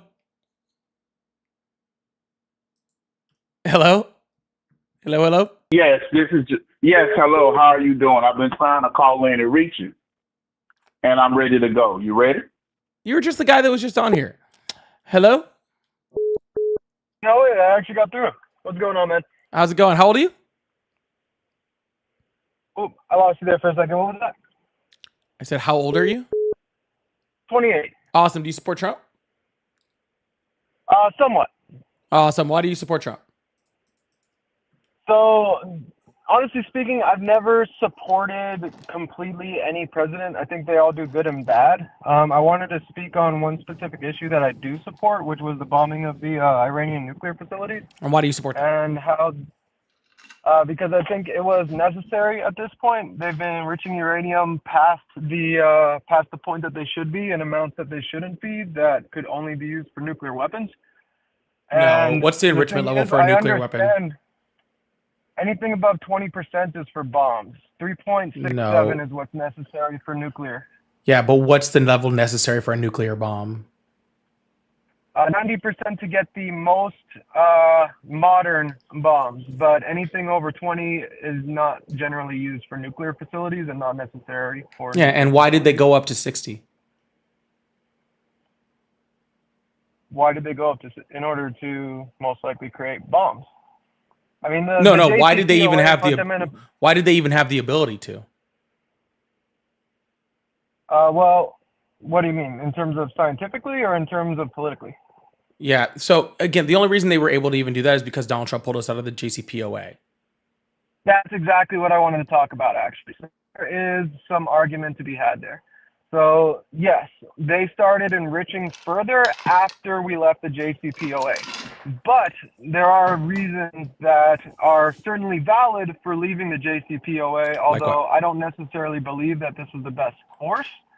But I do believe that Trump's the right thing in bombing them now that we're at this point. Okay, so what was the benefit of us moving the JCPOA? So the JCPOA was set up in a way that allowed them to further their ballistic missile program. It allowed them to fund proxy wars. It allowed them access to global trade and commerce, which funded a whole lot of bad shit happening in the Middle East. Oh, pardon my language. I don't know if we're... Yeah. Are we and Donald Trump pulled us out of that, and none of those things changed. It did change. Absolutely. It economically crippled them. It put them to a point where they were not able to fund things in the same way that they were prior to this happening. Yeah, but Donald Trump just bombed them and then encouraged them to trade their oil with China. They've been trading their oil with China for years. I know, and Donald Trump literally came out on TV and was like, hey, now that we bombed them, it's all over. I'm really happy that I want them to start retrading with China and selling all of their oil to China. So where do you think that money's going to go? Certainly to whatever nefarious thing that their government intends to do. Okay, were they change the fact that were they not funding things the whole time? So, sir, I think that you kind of have to make a decision here, and this is just me questioning your logic here. Okay, we were in the JCPOA. There was a release of some sanctions due to the lack of denuclearization, which I'm gonna say I'd much rather have a release of sanctions on Iran than to have them have a nuclear weapon, because that's much worse. So you pull us out of that. You sanction Iran. Iran is still a very rich country because they still have a lot of money, and like you said, they'd been trading oil with China the whole time, so they still had plenty of money to go and fund all the things they were funding before, including most likely October 7th, right? Like in Israel. So they were still funding things. Now we've bombed them. We haven't taken out their nuclear facilities, and they still have the ability to trade. So what's better here? Well, as far as on the note of we haven't taken out their nuclear facilities, actually, for the first time in history, Iranian officials have come out against the Ayatollah and stated that they have been damaged badly, like to the point where it set them back drastically. Even if that was the case, and again, no intelligence from any country says that whatsoever, okay? Like literally none. But even if that was the case, that still puts us right back in the same position in 3 to 5 years.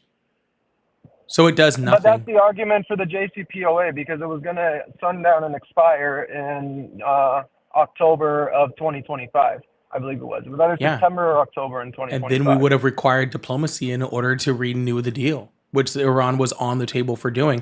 We even showed, even without the deal, that they were on the table to negotiate a denuclearization under the Trump administration, which now that they can't trust us, I don't know why they'd ever try to, go into a negotiation ever again. That is a fair point. That's definitely a fair point. I can agree with that. I think negotiation-wise, this has set us back a lot, but force-wise, I think that we've forced them to take a large step back, and I think that was a necessary move given the climate that we're in. Sir, I don't understand where you're getting this large step back from. We have intelligence to show that they removed all of their enriched uranium, and we don't have any clue where it's at. And they have nuclear facilities that we pretty much know were not touched, if not just barely touched. Like Pickaxe Mountain. More bombs if we need to. So you want an extended war in the Middle East, and you think that's better than diplomacy? No, absolutely not. In fact, if Trump puts our troops on the grounds in the Middle East again, he has completely and utterly lost all of my support at that point. But I think that an operation where no civilians are harmed, no American troops are harmed, and Iran is crippled from building nuclear bombs, I think that's a fantastic Where are move. you getting this crippled from? There have been intelligence agencies from over 50 countries that all say that they're not crippled. Well, there's been intelligence agencies that said that they are, including the Iranian officials. So yeah, if I was the Iranians, I would tell you that I was crippled also. Well, then why was the Ayatollah saying that they're not? Sir, I would tell you whatever I thought I could tell you to make sure you guys don't freaking bomb and actually come back and destroy something. I'm sure, but that's not what the Ayatollah did. Okay. So with that being said, if there is more to be bombed, then I say, hell yeah, bomb them. Bomb more nuclear facilities, absolutely. Unfortunately, whether this mess was created by Trump or not, which I think there's a fantastic argument to say that this mess was created by Trump. I'm not going to deny that at all. I think that the exit of the JCPOA should have been done much better. If it was done properly, they should have had a new agreement in place immediately. Before ever leaving the JCPOA, they should have had another agreement already in the works, and that's not what happened. And so I think that there is a very, very solid argument to be made that this is Trump's mess that he's cleaning up. But regardless, I do believe the Israeli intelligence stating that they are extremely close to having a nuclear bomb. Now, a delivery method is another issue, but that is also why I draw back to the point of when did Netanyahu first say that they were allowing? Yeah. Just if I could finish, please. I do want to point back to under the But you're moving JCPOA, on, they and were I'm not ready to move permitted on. I wouldn't say that I'm moving on. I'm stating that as part of that point, the JCPOA allowed them to further their ballistic missiles programs and develop those delivery systems. Well, there was actually stuff within there that limited their ability to make ballistic missiles, and all intelligence from the United States show that they were in compliance on that. But when was the first time Bibi Netanyahu said that Iran was very, very close to getting a nuclear weapon? I understand this argument, 1993, but 1992, and how many times has he said it since then? A lot. But Okay. at the end of the day, we did have credible reports that they have 60% enriched uranium, and to get from 60 to 90 is nowhere near as difficult as it is to get. Sir, I'm not making the argument that they had 60% uranium, and I'm not making the argument that it's not hard to get from 60 to 90. I'm saying this bomb didn't destroy any of that, so it doesn't matter. Well, we'll have to wait until we see what happens with that. Again, sir, But we I do already enjoy have having intelligence from over 50 countries showing that there is more than credible intelligence showing that they moved all of that uranium out, and we have no idea where it's at. Even with that uranium moved out, their centrifuges are damaged. Again, under whose intelligence is saying that their centrifuges are damaged? Show me an intelligence report from any major intelligence agency on the planet that actually shows that all of their centrifuges are out of commission. Again, sir, we don't even know how far into like Pickaxe Mountain the centrifuges actually even are. And that one's much deeper than Fordo, and we're not even sure that we freaking destroyed the ones in Fordo. Well, the director general of the International Atomic Energy Agency said that there was no escaping significant physical damage. I mean, there's equal reports. The fact of the matter is, we don't know. I've read that report. One way or another. I've read that report. That report specifically says that they most likely did not destroy the centrifuges.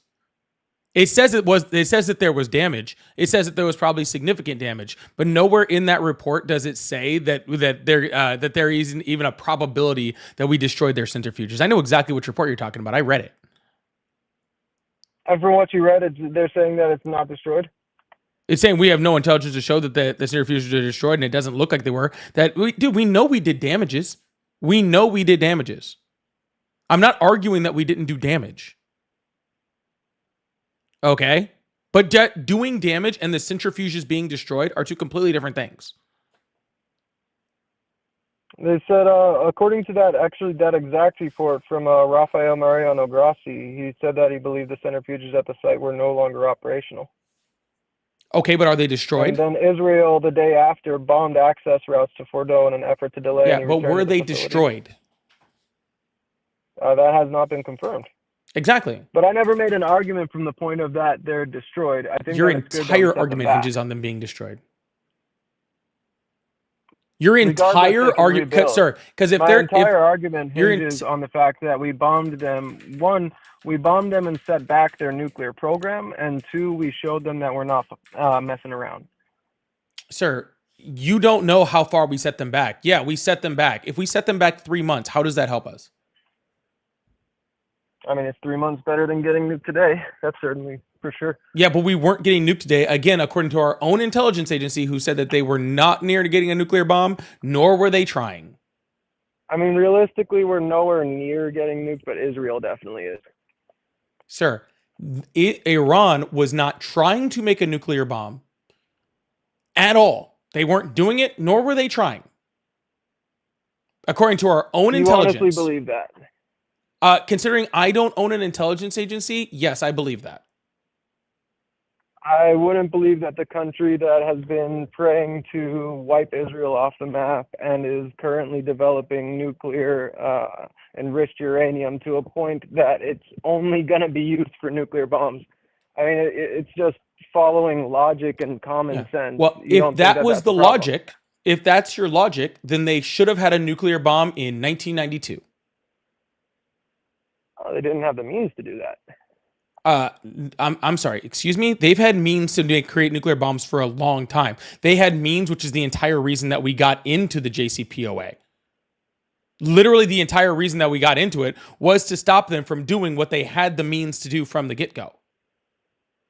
Okay. Right, but Yeah. obviously So they if didn't they have the wanted to do technology it, and and the they're means and in you're saying order to, because they said they wanted to destroy Israel with a nuclear bomb, yeah, they said they wanted to destroy Israel a long time ago, and they said they had the ability to have a nuclear bomb a long time ago.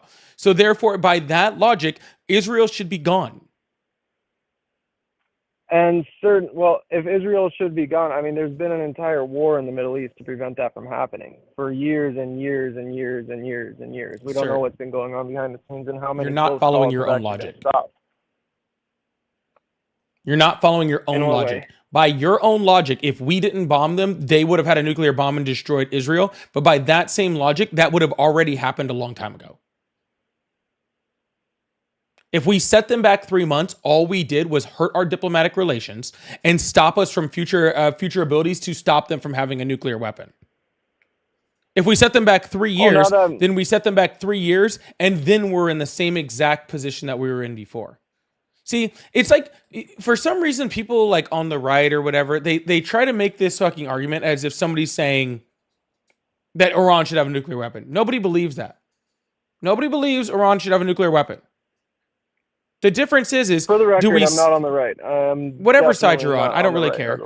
Regardless of that, the idea is that regardless of whether we destroy them for 3 months or 3 years, okay, we now have destroyed our diplomatic relations with them, making it more difficult to stop them from getting a nuclear weapon in the future. Okay? Even if it's for 3 years. Are you aware of the story of I'm sure you are. You seem like a really smart guy. I've watched a lot of your lives. I'm sure you're aware of the story of the scorpion and the frog relating to human nature, right? Yep. So based on that, I think that the only thing that Iran will understand is force. I don't think we have a chance for diplomacy. They say that death is sweeter than honey. They say death to an extent, but it was forced and it wasn't perfect. And sure, maybe something could have happened diplomatically, but at the end of the day... That's what diplomacy is. Diplomacy is not, we get everything, you get nothing. Of course not. That's not what I'm saying. But what I am saying is that even with that diplomacy, they continued to develop things and they continued to work towards their ultimate goal, which is literally the intelligence reports from Trump's first term when he pulled us out. When the intelligence reports from when Donald Trump was in his first term, when he was going to pull us out of the JCPOA, shows unequivocally that not only that Iran was holding to the deal and not trying to build further. We had diplomacy. You can't tell me that we can't get to diplomacy when we already had diplomacy. Okay? And guess what? Regardless of what these bombs did, we still need diplomacy. There were reports that they were enriching further than they were supposed to, even under JCPOA. Awesome. Where's that? It's majoritively hearsay, so we can't say for sure. But there's multiple reports saying that they were not adhering to the JCPOA, and they did everything possible in order to prevent the inspections. They tried to avoid them as much as they possibly could. So that shows ill will, if you ask me. And I think that when dealing with an animalistic, murderous government, like I've got buddies that went overseas, and the kind of evil shit that they've seen. Even if that's the case, that doesn't change the point. We cannot begin to comprehend the level of evil that is out there. And I believe the only language that they're going to speak is force. Yeah, again, except for the fact that they already spoke the language of peace. Not only with the JCPOA, but also with Donald Trump in this exact time frame. Okay? Literally right before them, they were speaking the language of peace. They were speaking the language of diplomacy. I have no love lost for Iran. We still, for the Iranian government at least, but we have no fucking, what we need is a diplomatic solution to this. What we need is a diplomatic solution to this. Okay? And Donald Trump just made that 10 times harder. Regardless of whether it's set back 3 months, which is again more likely, or 3 years like Donald Trump is trying to convince us of, regardless of whether it's 3 months or 3 years, we still need a diplomatic solution. And that diplomatic solution is now going to be harder. Do you think after they just try to have a diplomatic solution, they're just going to let fucking like inspectors in now?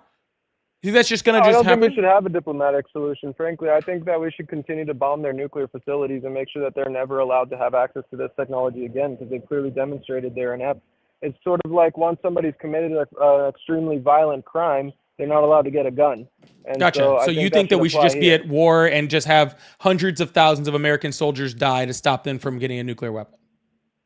Like I said, we don't need to put boots on the ground. We've got drones, we've got planes, we've got bots. I mean, you've seen the Tesla robot. We just used the biggest bomb we better? had. We just used the biggest bomb we Yeah. have, and they're pretty sure we didn't And we destroy got it then. a whole lot more. We got, And a we're pretty sure whole that lot didn't more. even destroy it.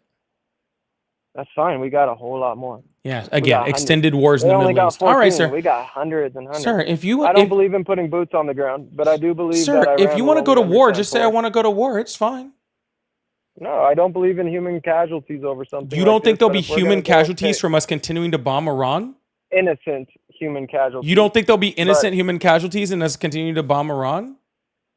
I doubt there's innocent people hanging around the nuclear facilities. Okay, well, I'm going to go on the side of these bombs, according to all intelligence, these bombs didn't do shit. And now it's going to be harder for us to have a diplomatic solution, which means that due to these bombs, Iran is more likely to pursue a nuclear bomb. And there's the only two cases after that case are either A, we get to a diplomatic solution, B, we enter a long extended war, or C, we allowed Iran to have a nuclear bomb. And none of those are what I want, except for the diplomatic solution, which again, Donald Trump just made harder.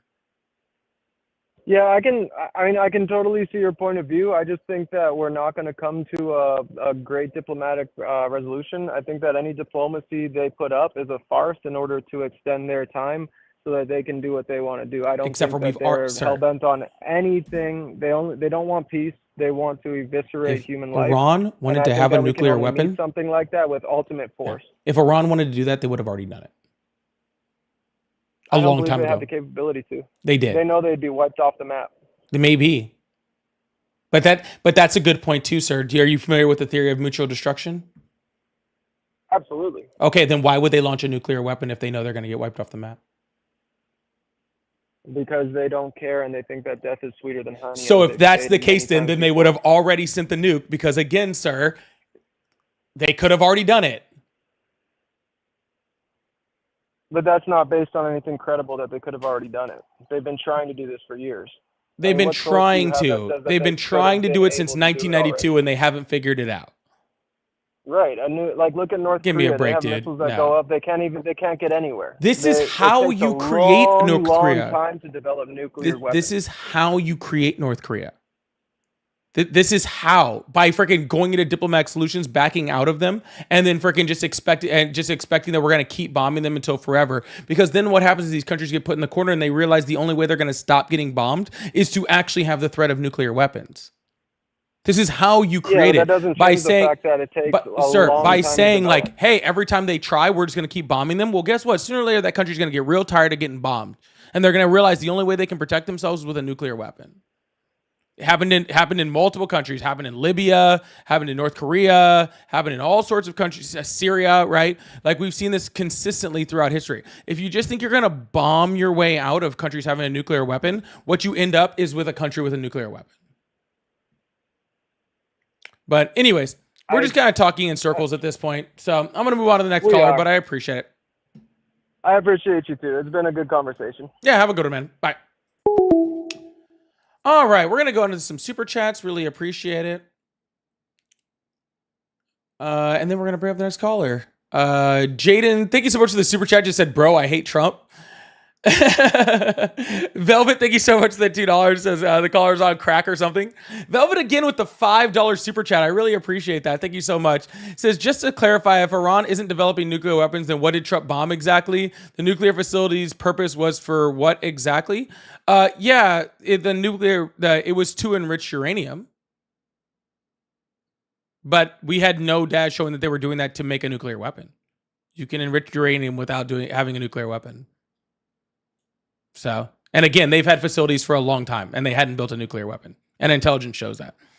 So again, why are we like, dude, the bombing shit is not always the answer. I know that's the American answer to everything is just let's bomb the hell out of everything. But a lot of times diplomatic solutions are a lot better than bombing stuff. Actually, for the most part, they are.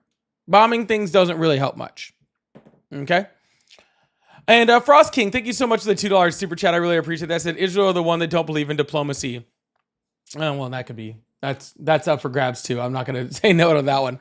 Frost King Velvet, thank you guys so much for the super chats. I really appreciate that. Thank you so much. We're going to move on to the next caller. I do appreciate that. Thank you guys so much. Keep this thing going. I might have to do a restart. We'll see. It's been kind of weird today. Hello? Hello? Hello? Hello? Hi, how old are you? 22. Awesome. Do you support Trump? Yeah, I mean, I'd say I do. I voted for him, so. Awesome. Why is that? I mean, there were a few reasons, honestly, because of the threat of the alternative was the main reason that I wanted to. But before I get into the reasons that drove that decision, I do kind of want to correct the record here. I think you said that when you attack a country, oftentimes their solution is going to be like you say they're backed into a corner and create a nuclear bomb, and your examples for that were Syria and Libya. I don't think either of those countries have ever had a nuclear bomb. If you want to elaborate on that, maybe. Yeah, I don't want to rehab the same conversation I just had with that last guy, but that's the reason why we ended up in the large campaigns that we had with them, because of the fallout of diplomacy, which led to them pushing for nuclear bombs, which led to long extended conflict. So it just ended up with more bombing, boots on the ground, boots on the ground. It just creates this thing where at a certain point they're going to keep progressing, where we keep progressing, and then all of a sudden it turns into a larger force.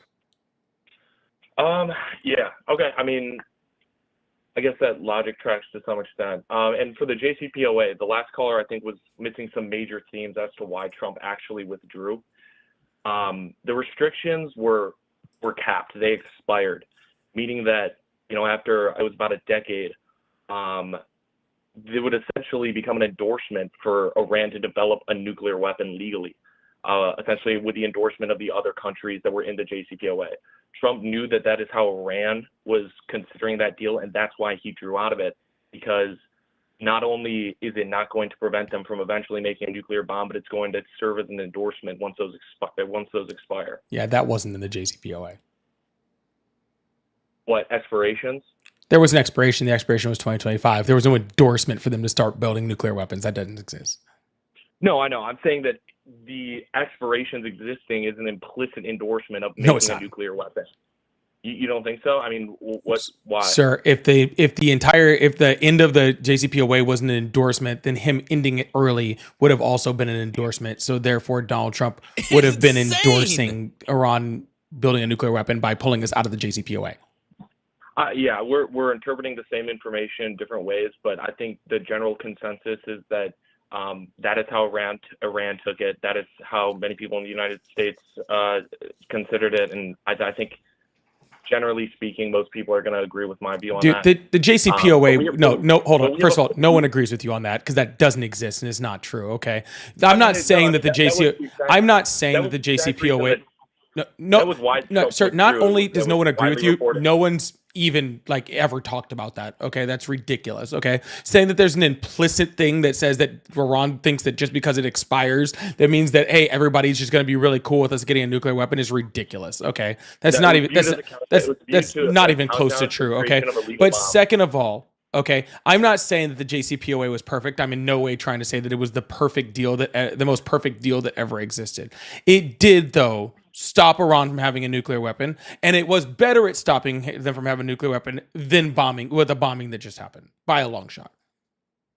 Yeah, I mean, we're just interpreting it differently. Oh, you also said that it did have restrictions on ballistic missile development. I don't think that's true at all. I don't think it limited their ballistic missile development program or whatever.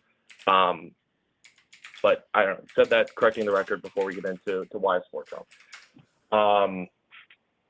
My biggest issue that I think kind of drove my decision was that I'm very worried about the financial state of our country. Annex B of the UN Security Council resolution that endorsed the JCPOA called upon Iran not to undertake any activities related to ballistic missile design to be capable of delivering nuclear weapon, including launches for 8 years.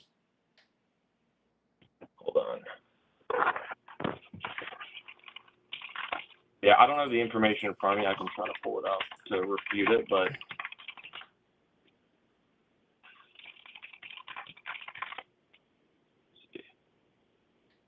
or we can just move on.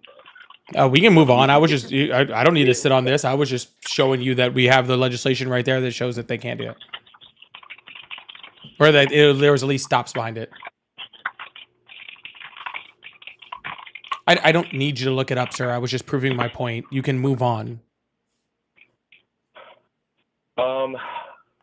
The UN Security Council resolution, which endorsed the JCPOA, included non-binding language related to missiles, but the JCPOA itself did not restrict Iran's ballistic missile development. All right, that's exactly what I thought.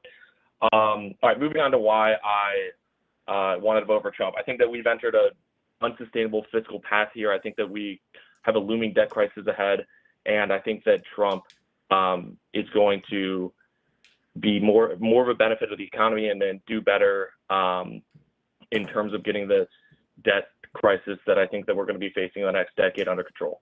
That is a ridiculous statement to say that Donald Trump, who is literally one of the largest reasons for the debt crisis, is the one that's going to get the debt crisis under control as he tries to add $4 trillion to the debt currently.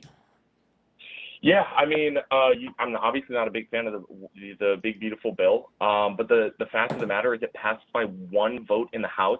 And these people, they're not going to accept cuts if it's going to affect their constituency. You have to be reasonable when you're trying to push through a bill. Like, this is absolutely the best we could do. There were 2 Republicans that voted against it. You weren't going to get any additional cuts, but he did achieve cuts. He rolled back some of the entitlement spending that the Biden administration put forth, which, by the way, some of which have raised in price since 2019 by 70%. Sir, literally, there is a video right now of a North Carolina congressman walking around with a giant list of all the people, all of his constituents that are going to lose Medicare or Medicaid, and he literally voted to end the Medicaid for his own constituents. So saying that people won't freaking get rid of entitlements for their own constituents is ridiculous. We need to reduce Medicare. I'm not asking whether we need to reduce Medicaid. I'm arguing your point that freaking congressmen won't vote against their constituents. They do all the time. I mean, look, it passed by one vote. More cuts would have made it more difficult. That's just how it is. That's just a fact. It passed by one vote. More entitlements. Sir, I don't care if it cast by one vote, 100 votes, 1,000 votes. Okay, I don't know if they brought in votes from other planets. Okay, does not change anything. Okay, you're saying that Donald Trump is in there and he's going to help the debt crisis when Donald Trump is the reason for the debt crisis and is currently trying to add to the debt crisis right now while currently having record high government spending. Yeah. Yes, during the Biden administration, the entitlement spending absolutely exploded. The only reason that there's a comparable increase in the debt during the Trump and Biden administration is because during Trump's 4 years, in the final year, to prevent us from entering a depression during COVID, he had to ramp up spending like crazy, none of which was supposed to last. But the Biden administration came in and made it all, essentially solidified it. And then we saw like 70% increases in some of these federal programs. Yeah, so that doesn't even make any sense, sir, because before COVID even ever freaking started, Donald Trump had already added $4.8 trillion to the national debt, which is more than Biden added his entire time in there, including COVID spending. Correct. A huge portion of the debt that was added during the Trump administration came in his last year during COVID, which was not the case with the Biden administration. It was far more linear. That's just absolutely wrong. The first 3 years of the Trump administration... I have it on the screen so everybody can see it. So, no, it's not wrong. Yeah, I'm actually looking at it right now. $4.8 in non-COVID spending, $4.8 trillion in non-COVID spending, CARES and other COVID releases, $3.6 trillion under the Trump administration.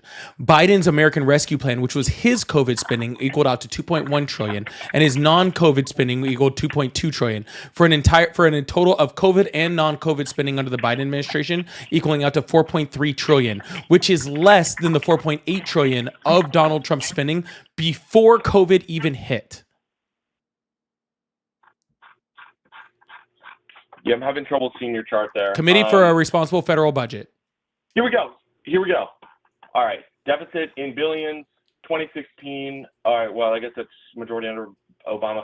2017, $665 billion, 779 in 2018, 984 in 2019, and then 3.1 trillion in 2020 during COVID. That is not at all linear. But during the Biden administration, 3 trillion, 1.5 trillion, over 1.5 trillion, 2 trillion estimated. Yes, sir. You're talking about the deficit, not the debt. Yeah, I know. I'm talking about the deficit, which is Yeah, what you've been contributes to talking that. about debt. Debt is what I showed, not deficit. If you want to move to deficit, that's different. But when you're talking about This is the whole linear, it's conversation. still What are not you talking linear. about debt versus deficit. Nobody is arguing that there's any difference between looking at the debt and the deficit. The deficit is what directly contributes to the debt. That is the core Yes, issue. sir. But you said that we have a debt crisis. What? I'm talking about the addition of debt. And when I showed you the numbers for deficit of the differentiation What in are debt, talking you about? decided What are to then. talking about? If we're talk- I'm trying if to we're tell talking you what a I'm debt talking about. crisis- You're if we're hollering. talking about a debt crisis, I'm literally the trying to only- tell you what I'm talking about, but you're hollering. All right, go ahead. Fine. Yeah. Fine. It's not So making when you sense, want to talk about the addition of debt, and I go, here's the numbers for how much debt Donald Trump added against the debt that Biden added, and you go, you're wrong. Here's the deficit numbers. Then we're not talking about the same thing. How about we talk about the debt, because that's what you've been hollering about the whole time. Okay. All right. What adds to the debt in 1 year? Sir, I am very familiar with the difference between debt and deficit and what they mean. You're arguing that freaking Donald Trump's debt was less than Joe Biden's debt, and it was not. Okay, that is what I was showing. I'm talking about additions to the debt. Obviously, that should just be completely. That is obvious also what I'm talking about. It's very obvious that I'm talking about deficit spending, outlays in excess of federal tax revenues. There is no other way to look at this. If we're talking about debt as like a lump sum, that just makes no sense. We're just how long is debt calculated over? When a president approves debt, how long is that debt calculated over? Say that again. I didn't hear you. When debt is attributed to a president, how long is that debt calculated over? What do you mean? How is that? How long is that? Yes, when we talk about how long of spending for the debt in there, approved debt by a president. What are you talking about? I don't know what you're trying to ask me. Yeah, I don't know how to make this any more clear, sir. When we talk about approved debt under a presidency, how long is that debt freaking construed over? Tell me. 10 years. Okay, so when we talk about the 4 trillion or whatever that I just said that freaking Donald Trump added, that is his approved debt over 4 years, or over 10 years. I'm sorry. Okay, so that's why it's different to talk about the addition of debt across a presidency than the individual deficit per year, because not everything that's added to a deficit according to a year of president was approved by that president. President Trump has to be attributed to the money that was under Obama, because there's money that was signed off on by the Obama administration prior to him coming in that he still has to deal with the outcomes of that debt towards. Same thing with Joe Biden. Same thing with Donald Trump right now. Donald Trump is now currently dealing with deficit numbers that are attributed to his first term and under the Biden administration. Okay, so when we're talking about approved debt, it is different than talking about the yearly deficit, because not everything that goes into the yearly deficit of a president is attributed to that president. All right, I don't know what you're talking about. You're kind of making these mental gymnastics here. I am not making this mental gymnastics. I'm explaining to you how debt and deficit works. You just don't understand it. No, I do understand it. What I'm saying is that when people talk about the debt, when you hear these debt hawks, nobody is referring to any of these points or arguments that you're bringing up. What you need to look at is the deficit that was added. Like how are policies impacting revenues, and how are policies impacting expenses, and what is it? How are you netting that out? And the Biden administration had lasting deficits that are going to go for years, trillions of dollars that were added in excess of inflation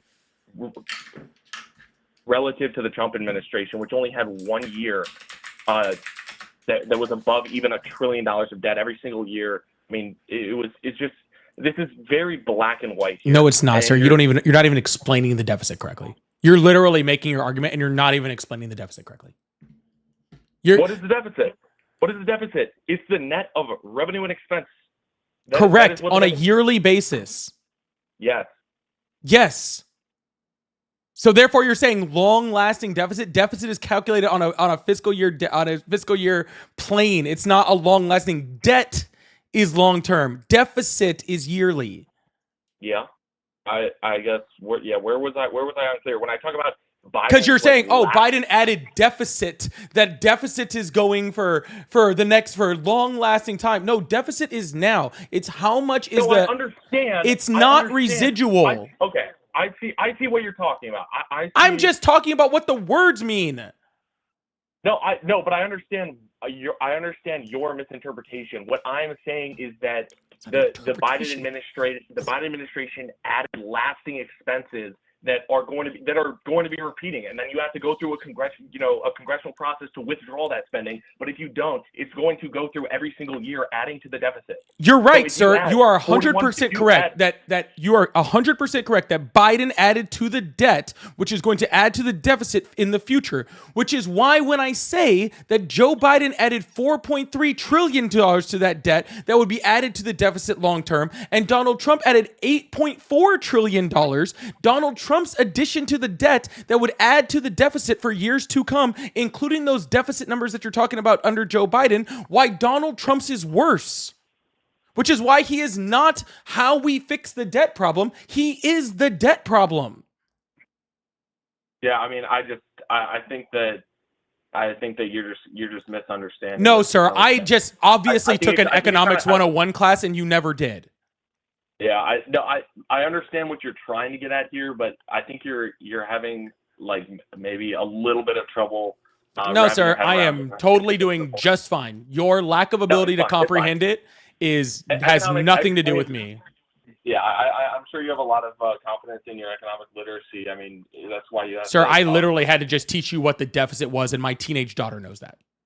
Yeah, that's completely ridiculous. I mean, you make these assertions. That's just not true at all. You were misunderstanding what I was saying. I was saying that Biden added. He had larger deficits every year of his presidency and added spending, and its spending packages had larger entitlement spendings that goes year over year, which are going to increase deficits in future years. That is exactly what I was saying. I just don't understand where this disconnect is here, where you're trying to. I don't know why you can't understand what I'm saying either. Okay, tell me why Kamala Harris would have been better at handling the debt. What policies of hers would have benefited us fiscally? What policy of her? I don't know if she would have been better at handling the debt.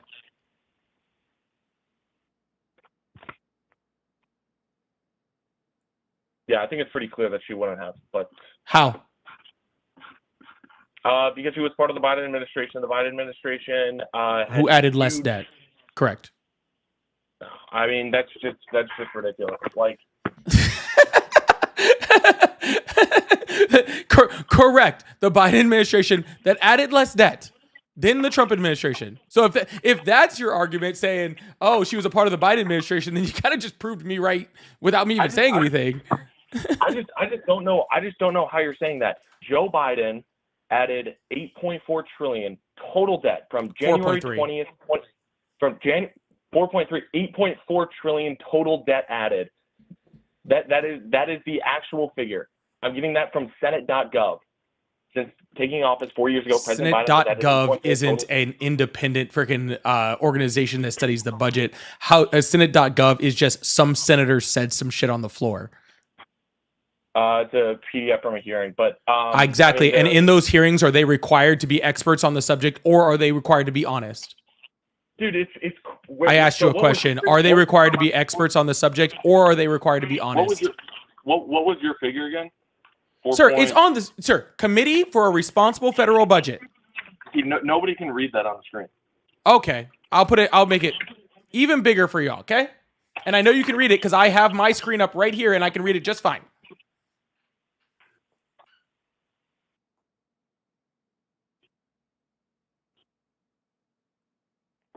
You have a link? You put in the description, maybe? Yeah, Committee for a Responsible Budget, Trump and Biden National Debt. crfb.org/paper/Trump and Biden National Debt.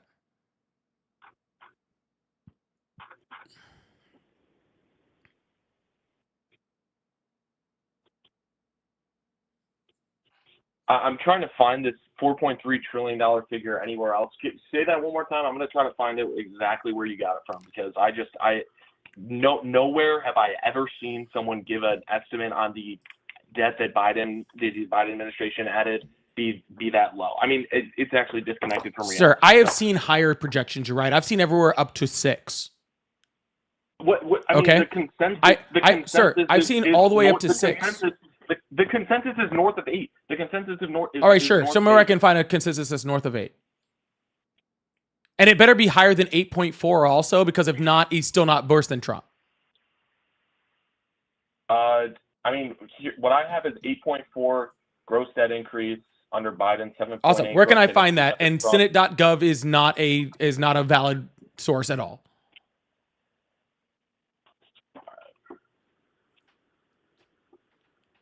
I'm looking at that from an opening hearing. It's a PDF. So Yeah. Do you have anybody that actually studies this for a living, who actually, you know, like studies the budget, economists who freaking can, you know, calculate the debt, maybe, you know, even a government agency that calculates this, maybe, you know, I don't know, what our Treasury Department, anything like that says that there is this north of 8 debt? I think the Treasury Department has statistics on that. Let's find out exactly what they claim. I'm certain that they have. Exactly. All right. Well, while you find that number, I'm going to go ahead and go through a couple super chats. Darren, thank you so much for the $20 super chat. Oh my God. Thank you so much, Darren. I really, really appreciate that. That really means a lot to me. Thank you so much. Darren says, thank you for attempting to be a voice of reason. You can never have peace without trust. 100%, Darren. Thank you so much for that super chat. That's really, I really, really appreciate that. That really means a lot to me. Thank you so much.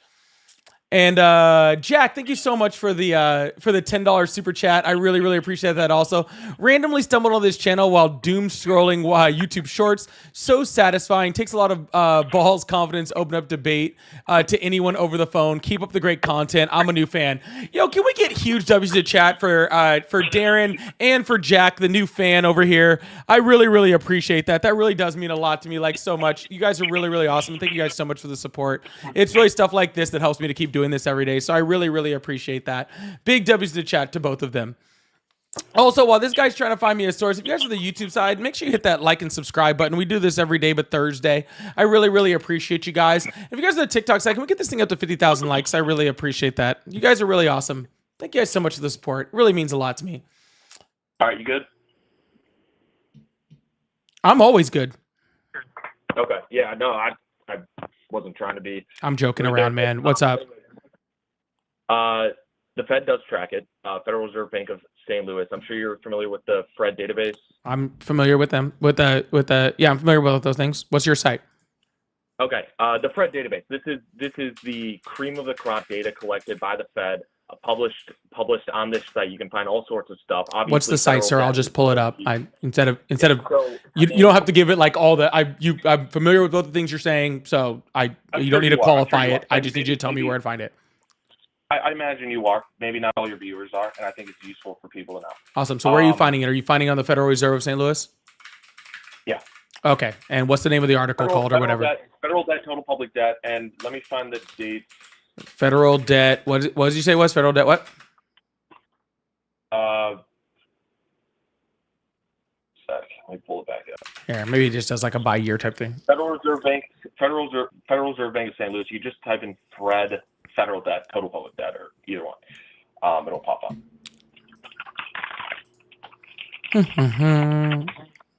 Federal debt, FRED, St. Louis. All right, let's see. Where's the graph at on here? We could download this in Excel so we get exact figures, or I can just tell you what from the date of the beginning of each presidency is to the very end. And all right, sure. Just give me the numbers while I pull it up. Not a big deal. All right. It was exactly what I said. 7.8 for Trump, 8.4 for Biden, and $3 trillion of Trump's additions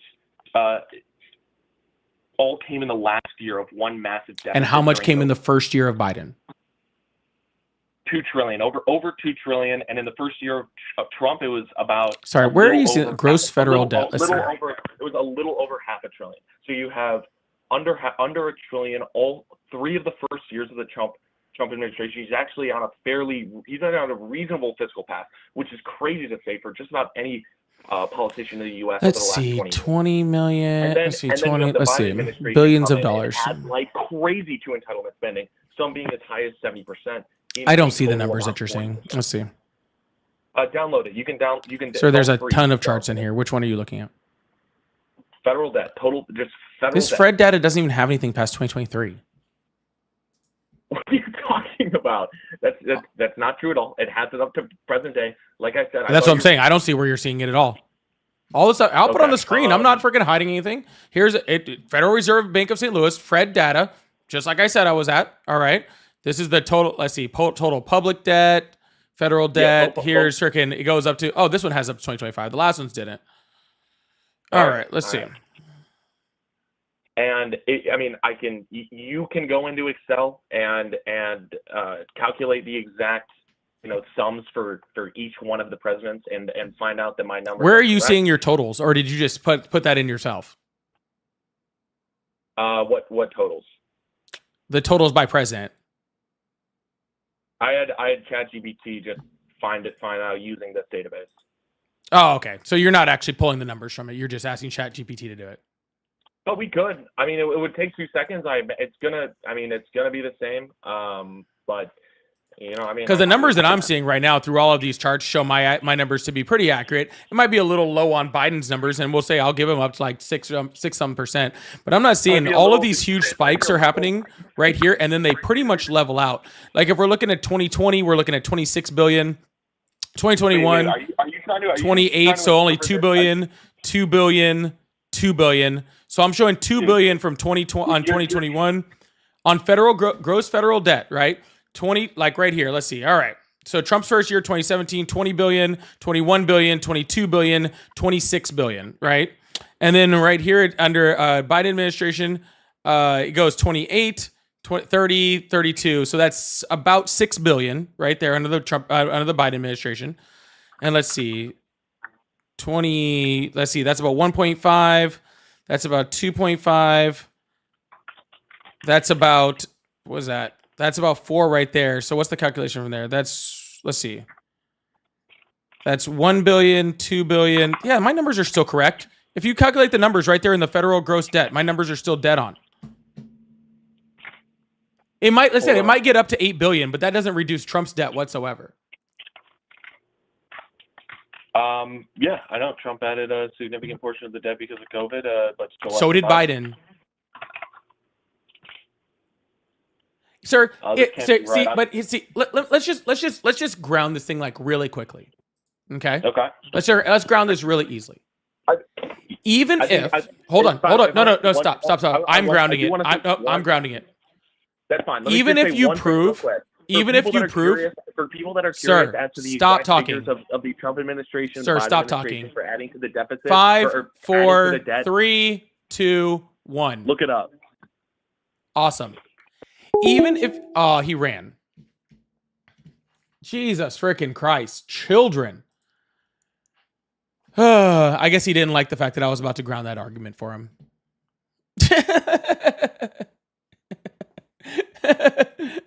Guys, I also encourage you to look it up. That's why I put it on the screen for him. But I guess he had an issue. All right. We're going to keep this thing moving, y'all. Fun times. Yeah. He kind of lost that when he didn't know what the deficit was, to be completely honest with you. All I was going to say is, literally, even if he proves his point, he still doesn't prove the point that Trump is better for the debt. That's where I was trying to get back to when he freaking crashed out and ran away. Is that even if he proved his point and found out that Biden's spending was just as bad as Trump's spending, he still doesn't prove his point whatsoever that Trump is better for the debt, which was literally his entire point. He still failed at proving that Trump was better for the debt. So, I mean, cool, I guess. All right, y'all, we're going to move on to the next caller. How long have I been on? About 2 hours? All right, yeah, we can keep going for a bit. Let's keep this thing moving. Hello? Yo, you living up in Colorado? I think you's a bitch. All right, well, I don't live in Colorado. I live in Florida, but good talking to you. Hello. Hello, how's it going? It's going well. How about yourself? Doing well, brother, doing well. Awesome. How old are you? I'm 23.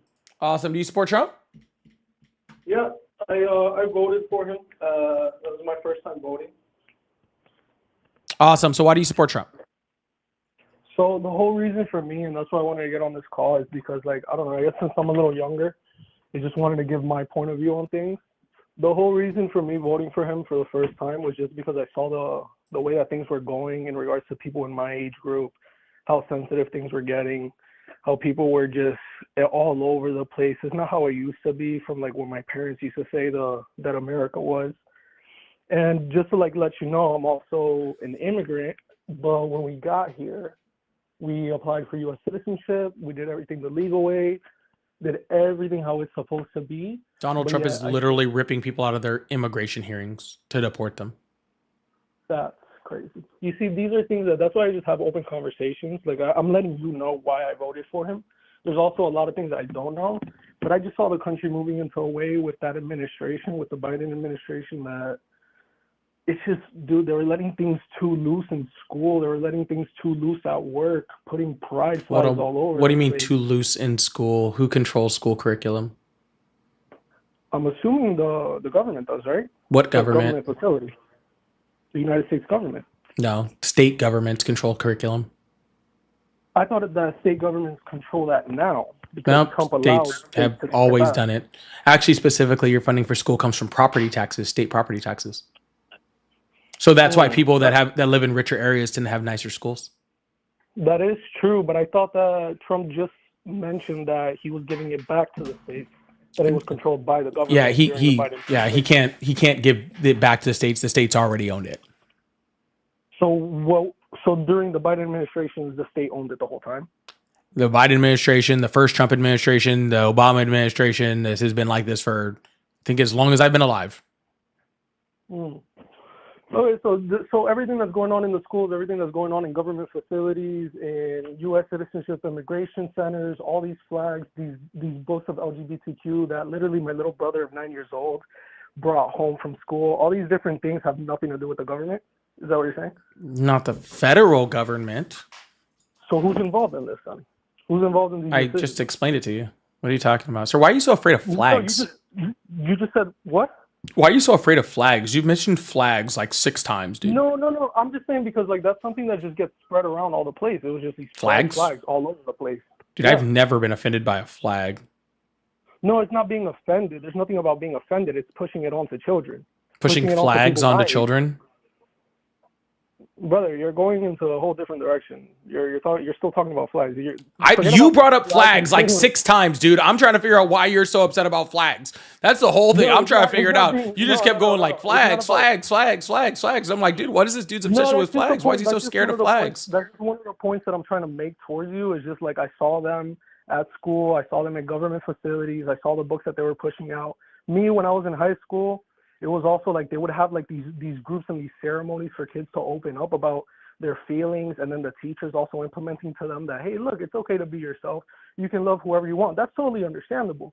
But when you start forcing it upon these children and then you're meeting up with the parents to also brainwash the parents into thinking that this is okay for the children, that's where it gets a little bit. Did you literally just tell me it's brainwashing the parents to believe that their kids were allowed to have feelings and open up about who they are? No, you can have feelings and open up about what you want, but when you're forcing it down, guys, please let's not brainwash our children and parents to be who they are and have feelings. Oh no, the horrors. Horrors. How could we do this, guys? I can't believe it. Oh my goodness. People are gonna start having feelings and emotions, and oh my goodness. No, it's fine, bro. You can be scary, guys. You can be gay, you can be yellow, you can be purple, but at the end of the day, when you're forcing it upon people, that's an issue. That's a huge issue. Forcing people to have their own feelings? No, brother, you keep going back to that. You can have your own feelings, just don't fucking force them onto other people. And who's forcing them on? Who's forcing their feelings onto anyone else, sir, besides you trying to force yours on me currently? No, I'm not forcing what? How am I forcing anything upon you? I'm just letting you know this is the reason that I, for my first vote, casted it to Trump, because I saw the direction that things were moving in regards to just people being forced shit into their minds and into their throats by this government. Just propaganda all over the place about certain things that just don't need to be forced on children. Sir, you must be very weak-minded if people are forcing stuff into your mind. No, nobody's forcing it into my mind. That's why I casted my vote and I did the things that I did. But they are forcing it onto other people's minds. Oh, gotcha. So you're the big strong mind and everybody else has a weak mind. No, I never said that either. Yeah, And you apparently, like because you're been you're watching your you're life for a little. freaking you're You you're love such a putting words strong in mind. people's No mouth. one could ever force something into your mind, but everybody else, they're having things just forced into their minds against their will. No, yeah, 100%. If you do that to a little kid from 8, 9 years old, you can definitely fucking shake them into anything. I can get a girl pregnant right now By telling send them that fucking kid feelings. to Africa, and that kid's gonna be growing up in Africa with the African tribes, talking their Yeah. language, everything that they want to do. It's the same exact Yeah, thing. gotcha. Better not show them a flag either. If I get an 8-year-old kid, bro, and I'm telling him all day that, hey, yeah, you know, you can like another guy, you can be chill with him, you can definitely have a kid when you're older, all these different things. You put them into a little kid's brain, it's just not. I've been telling my daughter she can love whoever she wanted from the time she was like 3 years old, and she is very boy hungry. I wish she was a less boy hungry, honestly. Like I wish she liked boys like a little bit less. But no, I've been telling my daughter that she's allowed to have feelings and emotions, and she's allowed to love whoever she wants for her entire fucking life. And guess what? She's straight as a fucking arrow. Okay, but telling people that they're allowed to be who they are is not fucking forcing feelings into someone's head. That's you not being able to force your feelings onto somebody else, because instead of freaking just saying, oh, you know, like you're allowed to be who you are, you're like, you're gonna be who I want you to be. You're gonna be straight. You're gonna freaking like who I tell you're gonna like. You're gonna love who I tell you're gonna love. You're gonna have the feelings that I tell you that I tell you to have, and not any other feelings. And if you have the feelings that you want to have towards whoever you want to have them towards, then then that's wrong. Then now we're forcing things onto people. No, that's just you being very insecure and afraid of probably your own self. It's probably, you know, some closeted feelings that you have from when you were a child that, that you are now, upset that other people are now getting to experience their life and you never got a chance to. So, but honestly, honestly, if that's going to be, if that's what it is, man, like I wish you the best. I hope you get some therapy. Maybe you can work out your closeted, homosexual feelings, and maybe allow yourself to be who you are, But you see, like, that's the thing, though. Like, I already mentioned it once. I'm going to mention it again. You like to put things into people's mouths.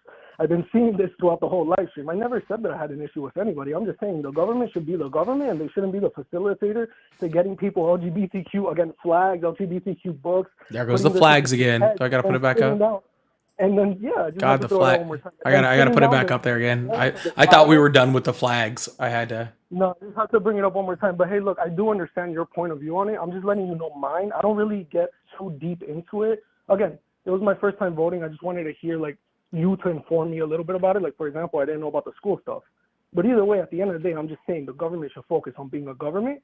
They shouldn't focus on getting into schools and to getting into rainbow flags all the way through the chat right now. Rainbow flags all the way through the chat. That's funny. But either way, that's just how it is. That's the problem that I saw. I just wanted things to just go like how they used to be. Everything was just normal. There was no forcing things into anybody. Dude, no one's forcing anyone on anything, dude. If you're freaking so weak that you think that people existing around you that have different feelings than how you feel is forcing it, then you're just weak-minded, dude.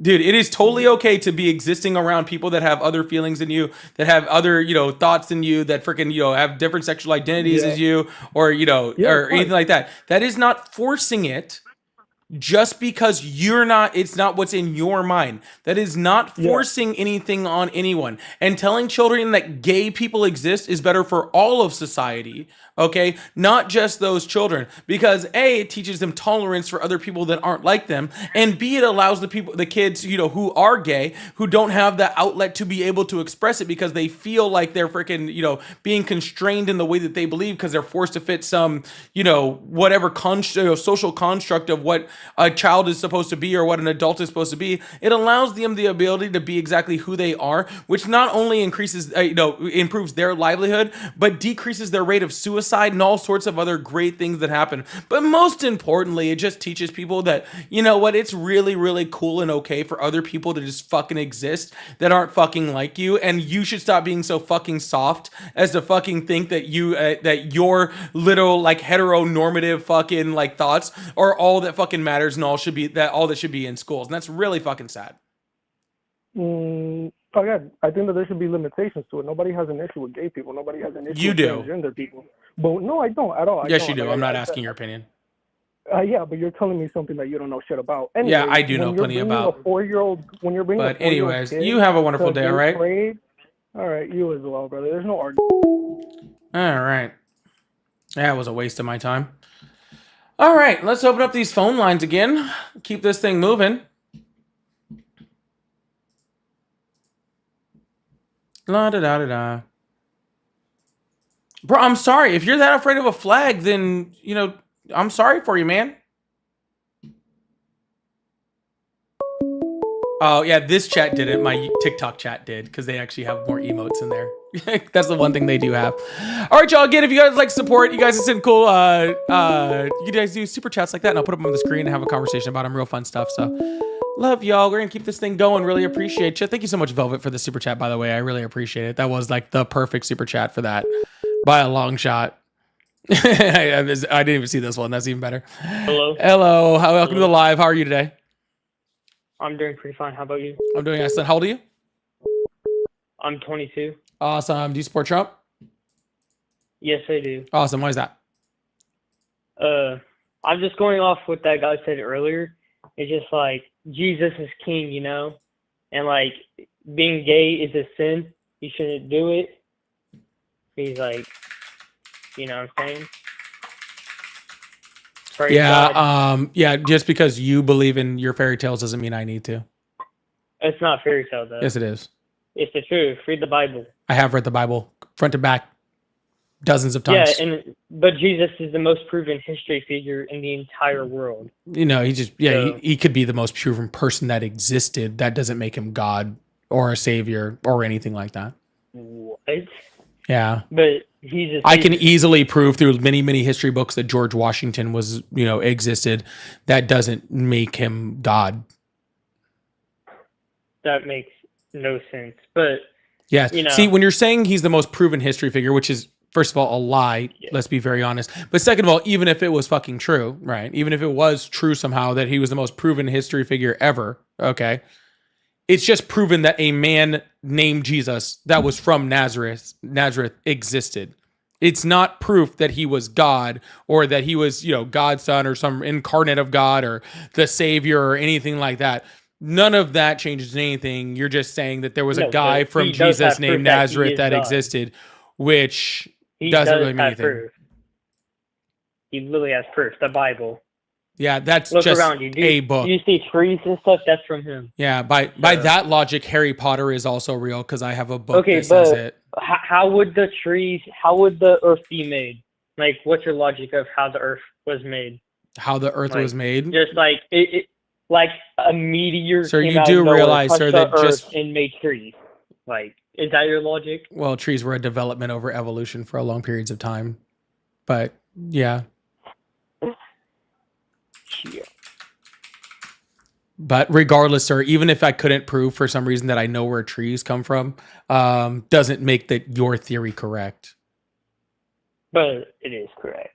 Bro, so like, but it's just you're not. like you're like a Big Bang Theory, right? Like whatever it's called. Sir, again, I don't need to prove the Big Bang Theory or evolution or any other type of thing to make yours not correct. Okay, I don't need to prove an alternative. Sir, I don't need to. Yourself, be baptized. Love him. Isn't patience a virtue? Come on, chat. Isn't patience a virtue? Chat, come on. Yeah, I don't need to prove an alternative theory. Sorry, sir, if you can't handle having a conversation, then you should go pray someplace and leave me alone. Don't be gay. Hail Satan! Hail Satan! Can I get a bunch of Hail Satans in the chat? Let's get a bunch of Hail Satans for this guy. No, don't leave. Don't leave. We're praising Satan. Where did you go? Sir, I almost had Satan into the chat. Insane. Oh my God, that's frustrating. Just when Satan was about to show up. Okay? It's insane. Just when Satan was about to show up and fucking have a good time with us, then you leave. How frustrating is that? We were so close. We were so close. All right, let's hit some super chats real quick, and then we'll go into we'll go to the next caller. Andrew, thank you so much for the $5 super chat, Andrew. I really, really appreciate that. Thank you so much. It said you don't need to believe in fairy tales, but then tell everyone that they need to believe that a man feels like a woman. Hypocrisy at its finest. It's insane. I'm sorry. What do you? Are you trying to make some like Christian to trans argument? Because you do know in the Bible that trans people exist, right? Biblical times, there's well-documented trans people. So even in your fairy tale book, there's still trans people. So they very much exist. And they've existed for thousands and thousands of years. So I don't know what to tell you. Even if we follow your logic, trans people still exist. Nice try, though. Ryan, thank you so much for the $10 super chat. I really appreciate that, Ryan. So trying to explain one's hate only brings out the reality that doesn't exist. I've heard only pure fantasy from these callers with the inability to find common ground. Yes, 100%. That's a lot of what these lives are, to be completely honest with you, is pure fantasy from callers. And usually they don't crash out that quickly. But yeah, we got there. That's what's important. Nate, man, thank you so much. Hail you, Lucifer. More and more hail Satan from everybody in the chat. I really appreciate that. Thank you so much, Nate, man. And Shaylu, thank you so much for the $20 super chat. I really appreciate that. It says, why does MAGA want to run other people's lives? If you don't believe in it, don't do it. Amen to that. That I can give a amen and a hail Satan to that right off the bat. If you don't believe in it, if you believe in something, then go believe it. Don't involve me in it. Don't involve me in it. I don't need to be involved in your book that justifies slavery. I don't need to be a part of that. All right? I don't need to be a part of that at all. Shay, Ryan, Andrew, Nate, thank you guys so much for the super chats. Their support really does mean a lot to me. Thank you guys so much. I really, really do appreciate that. Y'all, we're only on YouTube at the moment. I went down off of TikTok, but if you guys do me a favor, hit that like button, hit that subscribe button, keep this thing going. We do these debates every single day except for Thursday. So make sure you're here. We have a lot of fun. Also, consider becoming a member. I do have memberships open on here, and memberships are where it's at. Freaking so much fun. So if you'd like to be a member or gift a membership, that's also really cool too. And you can be members, get some cool emotes. And as soon as we get a few more members up there, we're going to start doing some member-only stuff on here too. Especially some content. Also, check out my newest video. My newest video is out today. It's a little clip of a live I had last Sunday, and it was really, really fun one. So make sure that you're checking that out too. Hi, welcome to the live. How are you today? Hello. Oh, you're not old enough. We're gonna move on to the next person. Hello? What's up, man? Hi, how are you today? Doing rad. Awesome. How old are you? 25. Awesome. Do you support Trump? Yeah. Awesome. Why is that? I like from the previous callers, you have kind of like gotten off into the weeds on some pretty specific points where I think it's like more interesting to talk about just kind of like deeper philosophical differences. So for me, pretty much since the 1970s, we've systematically destroyed our supply chains and outsourced pretty much our entire industrial base.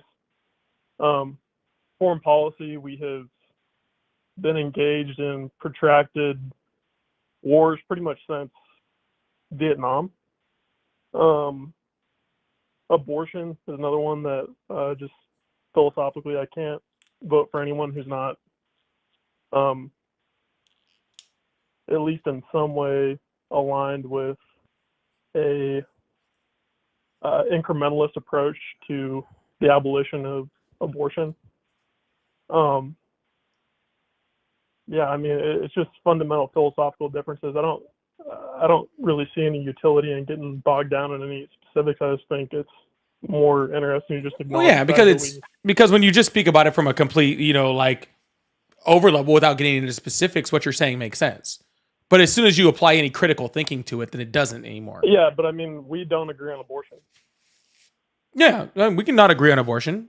But again, Yeah, sir, I'm we not don't gonna need, vote it for is someone important to who's get into better for Louisiana killing a because, child. sir, when you That's think, like when you look simple. at things from like a you know, a stadium or like an external level like that, and you just say, oh, I can't agree with this. Okay, well then I want to know why you can't agree with it, because then it's important to understand why you're making the statement, why you believe, okay, that it is a philosophical difference in between us. Well, I'm When my opposed entire to point because is, when my entire belief towards abortion is that women have the ability to make decisions on their own with their what medical about female? Sir, What about I'm female? talking. I let you explain your entire little rhetoric.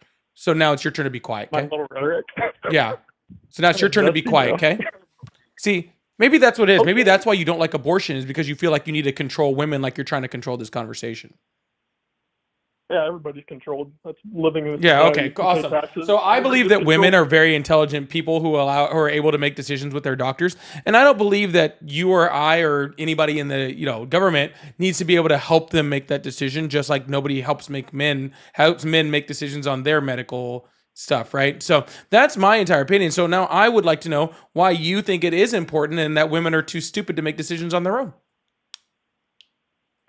Well, I think you're like putting it forward as though it's like axiomatically true that there's something unique about telling women what to do with their bodies. I mean, the civil authority tells people what they can do with their bodies all the time. It's a matter of what's right to do with your body and who gets to decide and what. Awesome. So what authority medical we use. decisions are guided for men on what they can and can't do with their body by law? The draft. The draft? Yeah, you get drafted, you have to go through a medical screening. Yeah, you have to go to a medical screening. A medical screening isn't saying that you can and can't do something with your body. A draft is saying whether you are physically capable or not physically capable of entering the military. Those are two different things. When you're 18, you register for the draft, correct? If you're a male. And the civil authorities can draft you into military service. How is that not the government telling him? Because that's not a medical decision. And I specifically said what kind of medical decisions? Vaccine mandates. Where's there been a vaccine mandate? What? When has there been a vaccine mandate? Okay, well, personally, I was in the military for the last. Well, I just got out like 5 months ago. Yeah. Well, in the military, you do sign away certain rights, so that's a little bit different. But even then, in the military, you could not take it, sir. Even in the military, woohoo! I'm talking. Even in the military, you didn't have to take the shot. You could have just gotten out. So you weren't forced to take a shot. Yeah, well, women don't have to get abortions. They can not have sex. I'm sorry. What I said that nobody is forcing you to make a medical decision. What are you talking about, sir? Sir, you must have been in the army because you are as dumb as a fucking rock. I'm literally trying to have a conversation with you. Do you have the ability to act like an adult, or should I just move on to somebody else? Oh no, I'll straighten up. Sorry, bro. Okay. There's a reason why you're probably not in the military anymore. They obviously didn't teach you any discipline.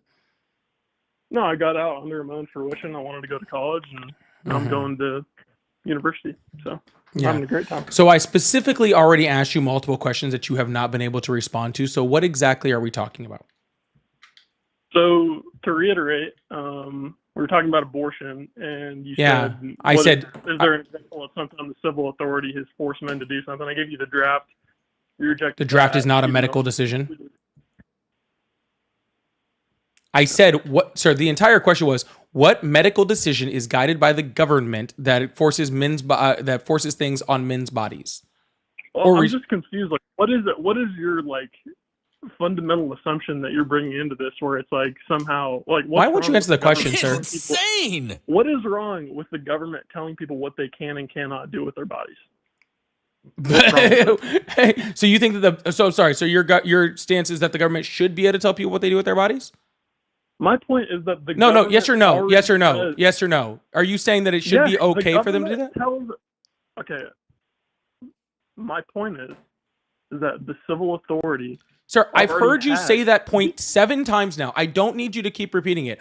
What medical decision is guided by the government on men's bodies in the United States? We've already gone over it. Yes, you've yet to answer it. I've asked you like 4 times. I've given you 2. Okay. You said the draft, which is not a medical decision. You said vaccine mandates, but there was nothing forcing a vaccine into anybody's arm, including in the military. Yeah. I think the point that we're getting tripped on here. No, is, we're like, not getting pointed on any point. What is the answer? Okay, well, I'm about to explain. So can I get it out? You can do it very quickly because I'm tired of you just trying to switch the subject to something else every time I ask you this question. Well, no, okay. Well, the point with the vaccine and the point with abortion is that I think there's an element of there's a coercive element that you're kind of like weaseling in. So like the vaccine, it like technically, yeah, the government wasn't going around telling people like I'm going to strap you down and force you to take this shot. It's you can't work here unless you get a vaccine. You can't stay in the military unless you get a vaccine.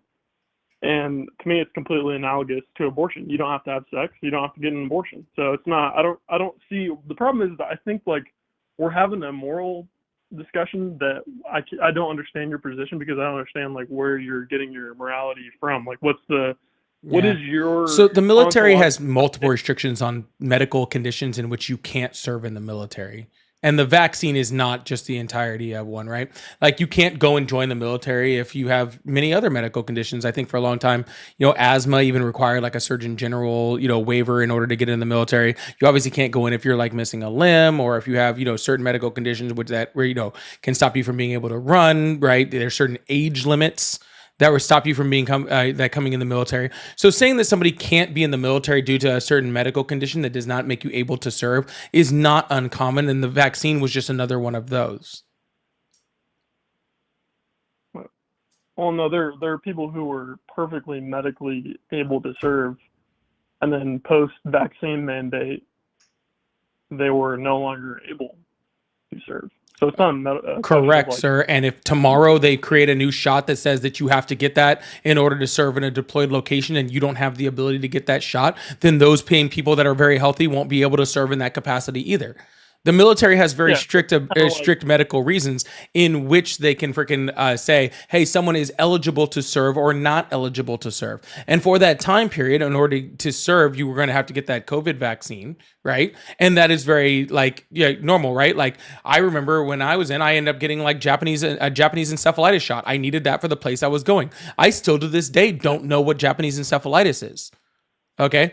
Yeah. I had to get an anthrax vaccine. I had to get a smallpox vaccine, even though that's pretty much been eradicated, right? There are tons of different vaccines that you have to get that are consistent with military service that are not consistent outside of that. But that's just the right that you sign away when you go and join that. You sign that medical like freedom away from being able to do that. Yeah, I know. I understand that. I'm just we're drifting away from. No, we're right on point. I still want to know what is mandated by law medically for a man. Okay, well, I've given you two examples. No, you gave me vaccine, which I just proved wrong, and draft, which is not medical. So I'm still waiting. Well, the reason I brought up the draft is because we're talking about the civil authority telling people what they can and can't do with their bodies. So I can't give you a specific medical example, but there's all kinds of things the civil authority tells men they can and can't do with their bodies.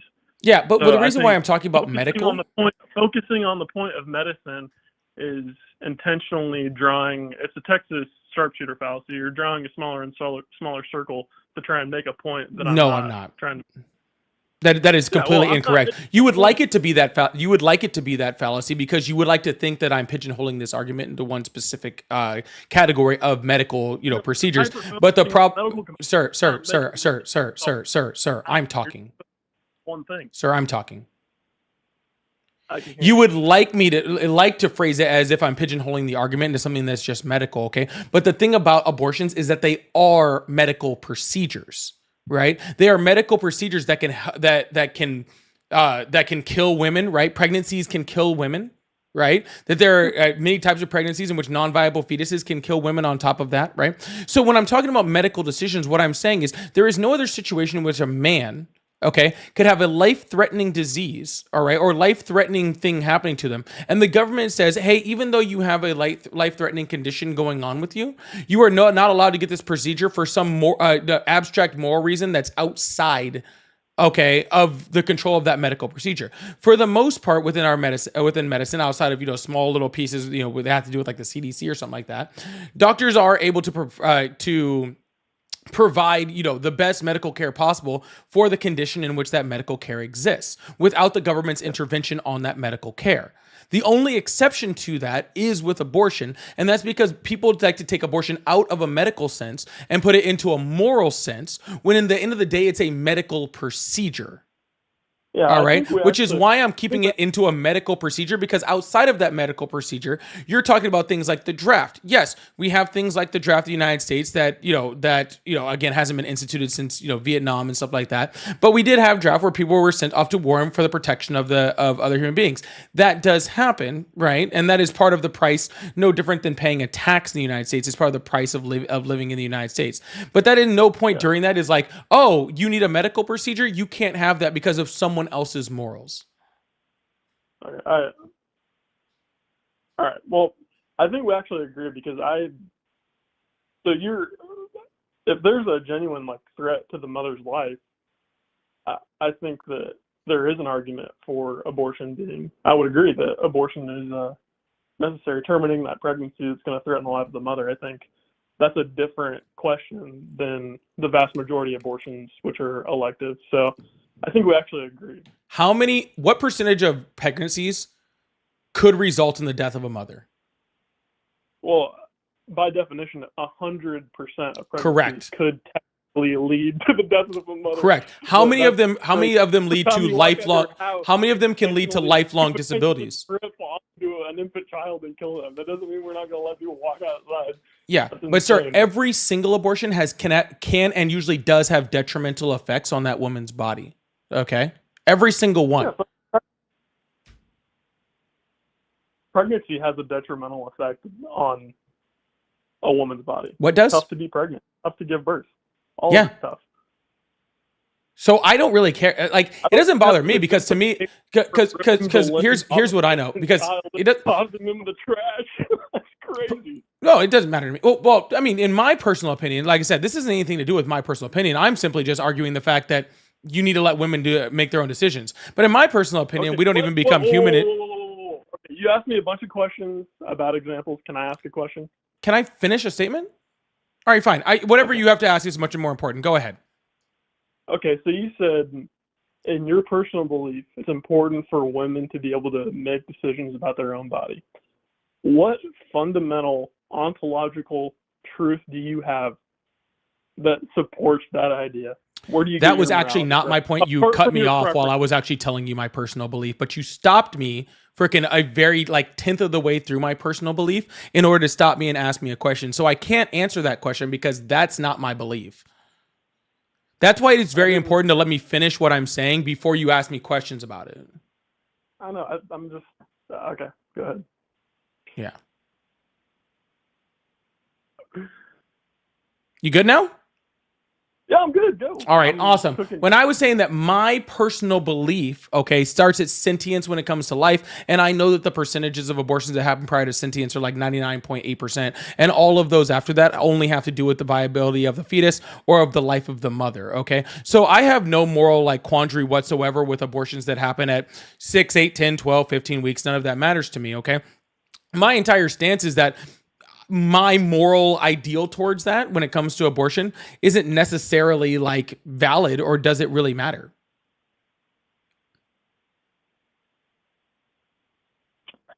So your morality around abortion, so you're just kind of arbitrarily saying this is when it's killing someone, this is when it's not? Just arbitrary? That's my personal belief, but I'm also saying that my personal belief has no merit in this conversation. Okay, so why are you talking about it? You literally just said you brought it up, I didn't. Yeah, well, you asked me why I voted for Trump, and I brought up abortion. Yeah, but don't say, why am I talking about it? You brought it up, not me. I'm talking about it because you brought it up. That's why I'm talking about it. 15-minute conversation about it, and you seem pretty passionate. So I am very passionate about it. You're passionate about something that you just said is completely arbitrary, and you don't want to talk about. No, I didn't say I didn't want to talk about it. I said I'm very passionate about making sure that women... see, there you go again. You said I brought it up. There you go again. I am very, very passionate about women being able to make decisions on their own without the help from men. Why? Why? Because why do they need our help? Why? What? Why do they need our help? Why do they need our help? Why can't women make decisions without the help of men or the government? Why can't they? Because people are instructed to do all kinds of things. That's by the not civil what I authorities. asked you, sir. Why do women need It is our a help to question make of decisions? civility. Why? The state gets to make moral pronouncements on behalf of the That's great. electorate. Why do Overturning women Roe v. need Wade. our help? That was the question. Why do women need our help? Yes. Why do they need the help of you or I or the government in order to make their own medical decisions? Why? Oh, you're saying like, why do I get to have a say in a Nope. woman? I'm being able to asking have why you think women need our help. It's a very straightforward question. Because women might be wrong. You might be wrong. Yeah, I could be wrong. The government might be wrong. I accept that people and governments can be wrong. Okay. That is a So then great- again, why do women need our help? Because if a woman decides to commit a murder, I think they should be stopped. I agree. But that's not what I asked you. Why do women need help making their own medical decisions from men and the government? Why? Because hypothetically, if a woman makes the decision to commit a morally degenerate decision, I Whose think she morals? needs to be helped by the government. She needs to be helped by the Whose government morals? to make the correct decision and not killing her Whose child. morals? The morals that derive out of the Declaration of Independence and the Constitution. We hold these truths to be self-evident, that all men are created equal by God. So Yeah, not all I women think- though, right? I think when they were writing the Declaration of Independence, I think that Jefferson and the founding fathers Well, had a vision. In the Let's talk about the future. Constitution. Who does the Constitution give rights to in the United States?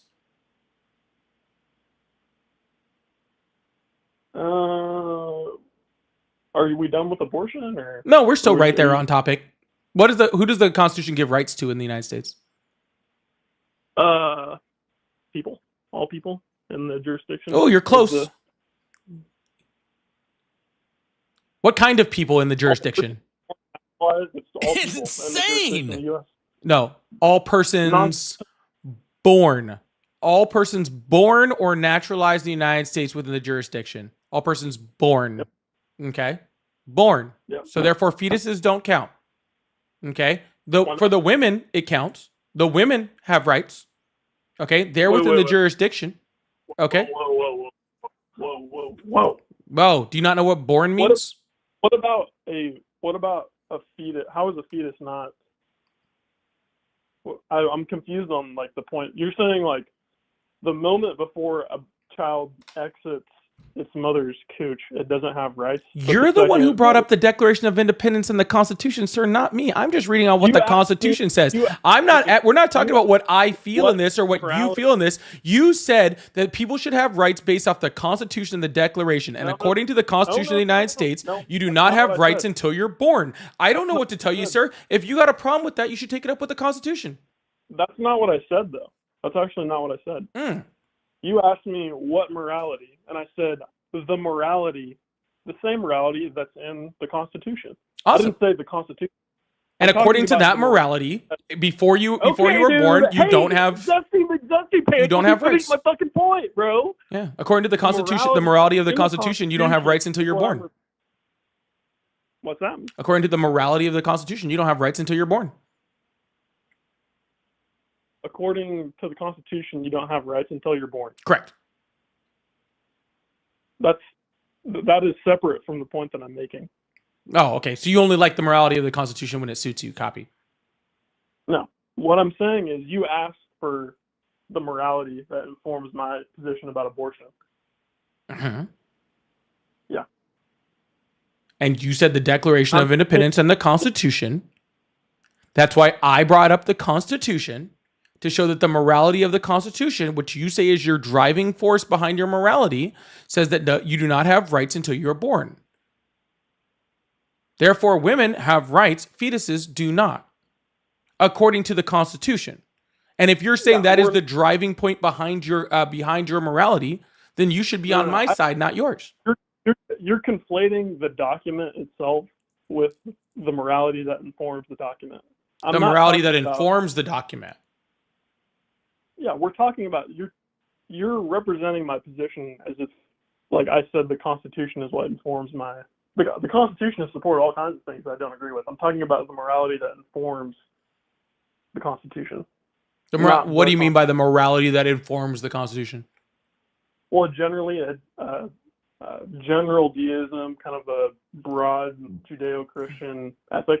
That's where I get my morality. So you're just saying from what some founding fathers were thinking religiously when they wrote it? What's that? So you're just saying that some founding fathers believed when they wrote it? Because they also believed in slavery. Just thought I'd throw that out there. Hang on.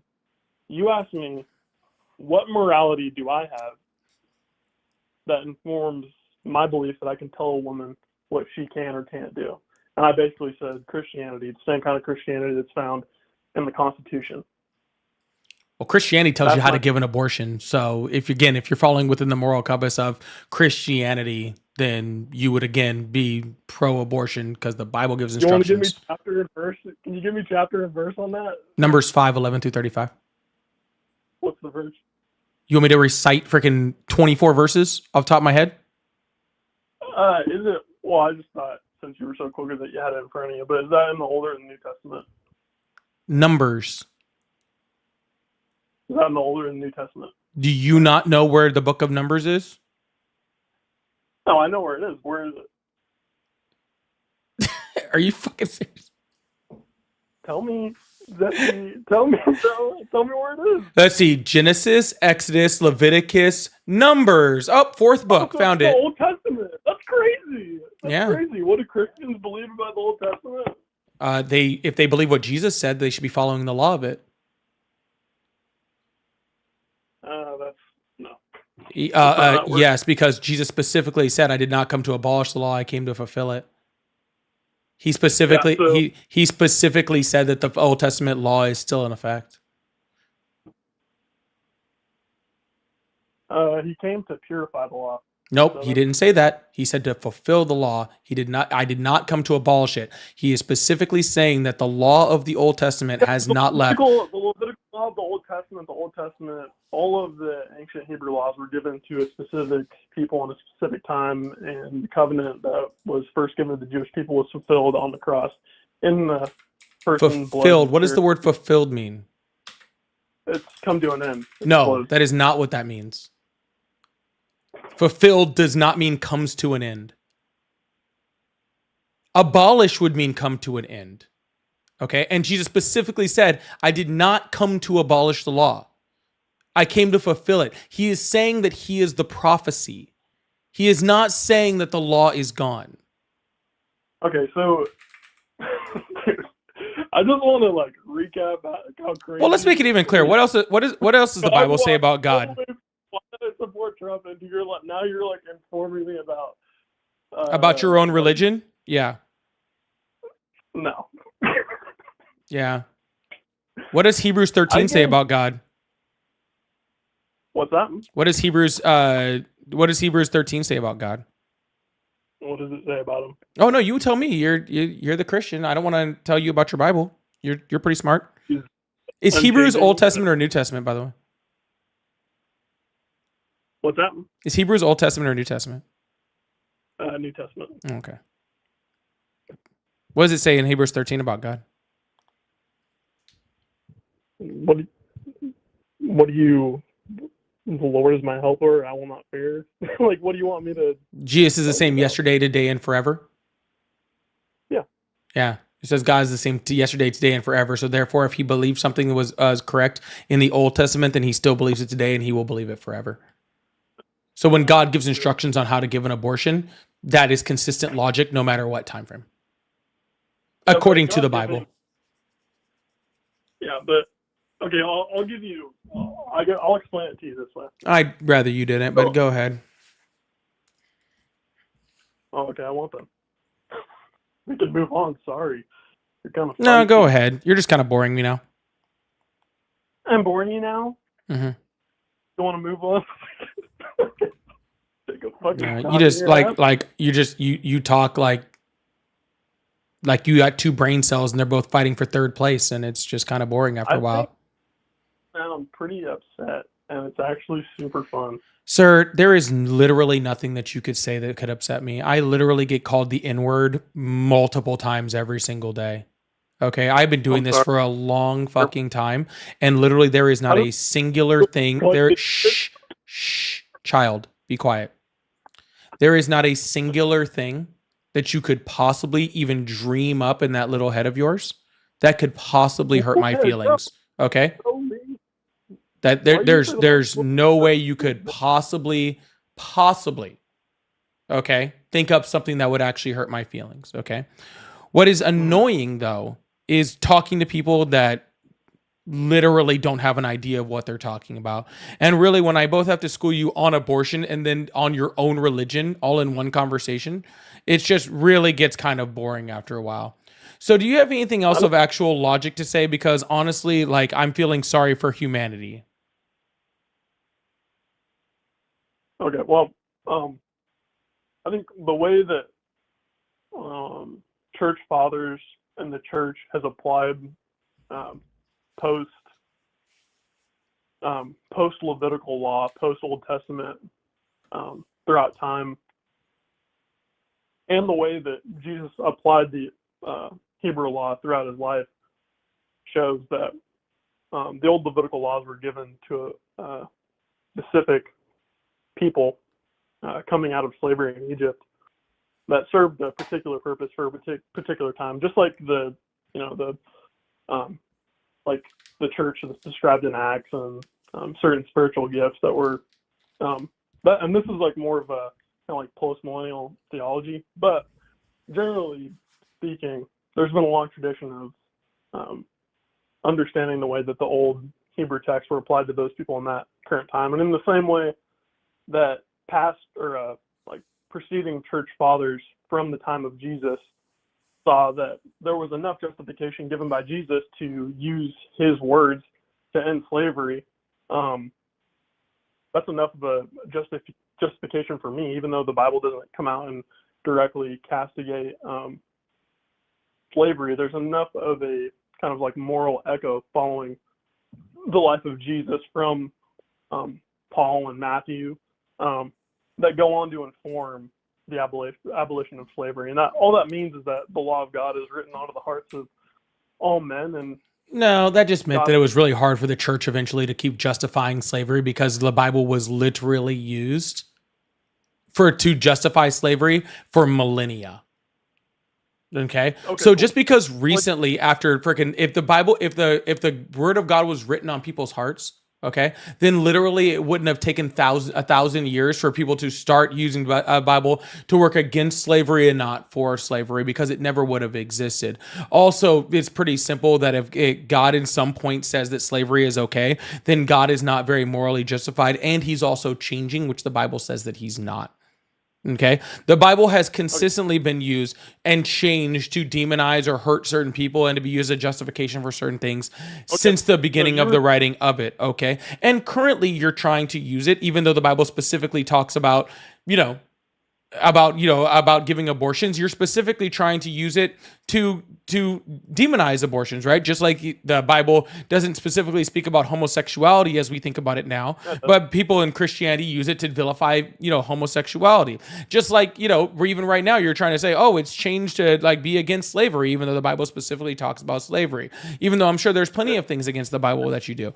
The people use Christianity, people use the Bible, and they use it in a way whatever fits their needs at the time. And right now your ability to use it is you are trying to use it to tell women that they can't do something, which actually is consistent with the Bible, because the Bible is very specific on how they talk about women and how, men are supposed to be the leaders and women are supposed to subjugate themselves to their men, right? So it doesn't surprise me that based off of your religion and your understanding of the Bible, that you want to subjugate women underneath your control. And I am saying specifically that if you and the women in your religion want to agree that they should be subjugated under you, I think that's pretty fucked up, but that's really just kind of on you. But me personally, I don't believe that whatsoever. So therefore, you using your freaking skewed morality that's in the Bible in order to justify subjugating women under the rule of men doesn't really hold any fucking weight to me, and it's really fucking kind of sad, to be honest with you.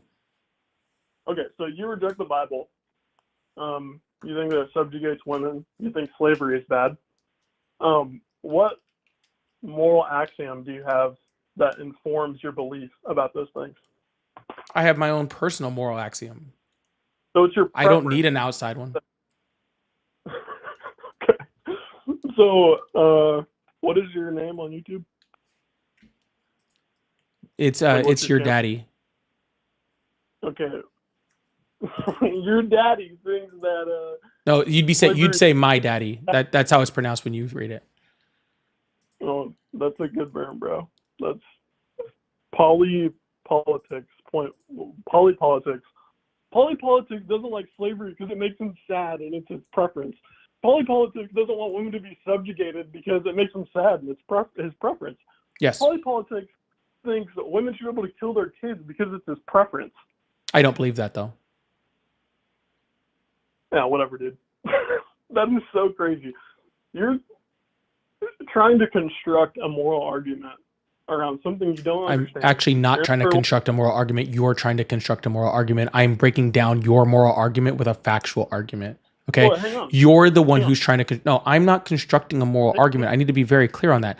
You're constructing a moral argument. You are trying to use. You're trying to use a moral justification for something that doesn't have standing within your own moral construct. I, however, am completely okay with morals being personal and subjective. Polypolitics. Hey, polypolitics. Is subjugating someone good or bad? Personally, Is it good or bad? personally, Yeah, personally, polypolitics. in my personal opinion, yes. Okay, so it's bad. Why is it bad? Why is it bad? Because I think it takes away from our human rights of freedom. Why is taking away someone's human rights and freedom bad? Because I believe that as human beings, we should all have our certain rights to our own freedom, and we have our own rights to be able to live our lives with, some type of pursuit of, of livelihood, of happiness, to be able to do things that we want to do. I believe that we all have a certain, inept civil liberties that we should be allowed to discuss. And I believe the subjugation of another human being actually hurts the construct of that, and it hurts a humanist construct and doesn't allow us to live, specifically within, a construct of community, right? If we don't have that ability to have that community, and I think the humanity helps people to mentally and throughout physically. I mean, traditionally when we talk about tribes and stuff like that, community was the way that we were able to survive, and I think that we still have that that natural human instinct to have to do that. So if the community comes together and decides that slavery is totally chill, then it's fine because it's the community and they said so because they have preferences. Personally, no. Just like I can say that the American community did for a long time specifically come out and say that humanity was okay, and I still morally, subjectively believe that it's wrong. Morally, subjectively? What the fuck does that even mean, bro? You don't know which one are you confused about, morally or subjectively? Morally, subjectively? What are you talking about? Which word are you confused by, sir? So you're saying your subjective morals that are fundamentally meaningless and a construction of Yes, your own all of our preference. subjective morals are fundamentally meaningless. So you're a nihilist? No.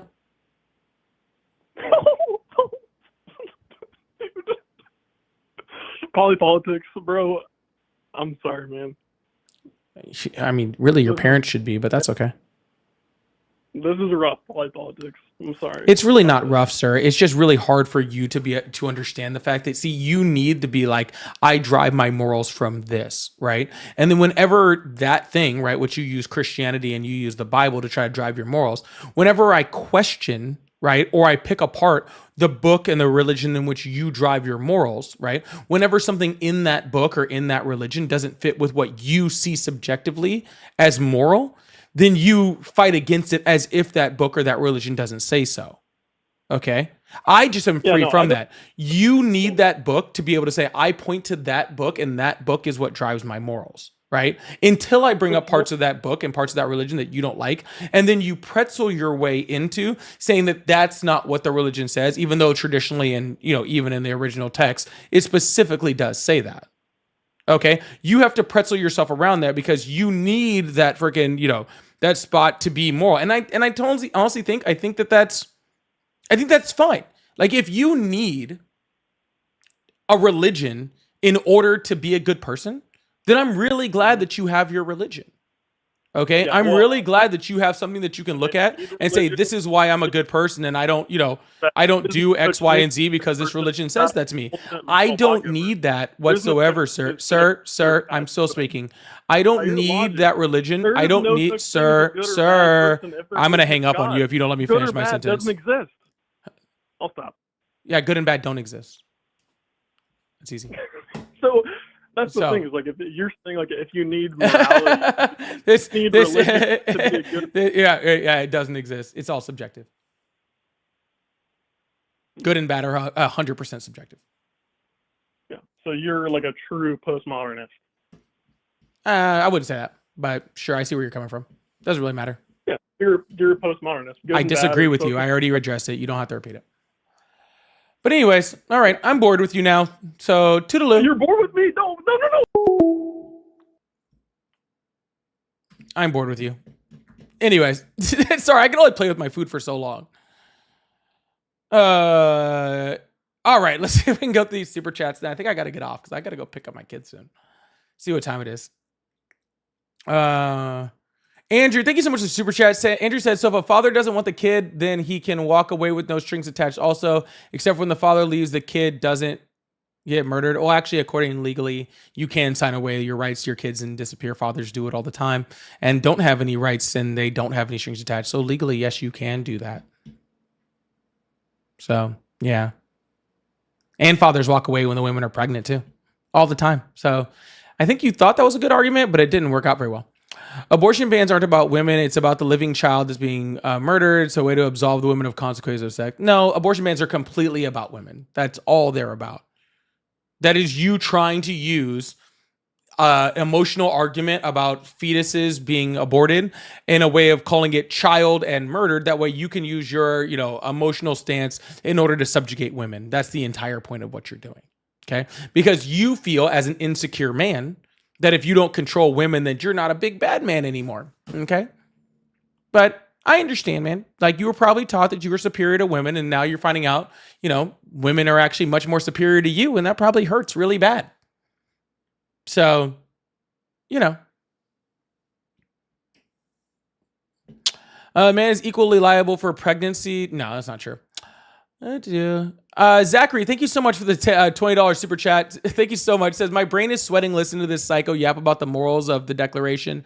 It's like he got off on spreading his ignorance as if it were a disease. Dude had an excuse for every one of your explanations. Yeah, of course he does, sir. And like I was explaining that to him earlier, he has to have an excuse for every single one of my explanations because I'm challenging his source of his morality. So when I challenge his religion, I challenge his morality.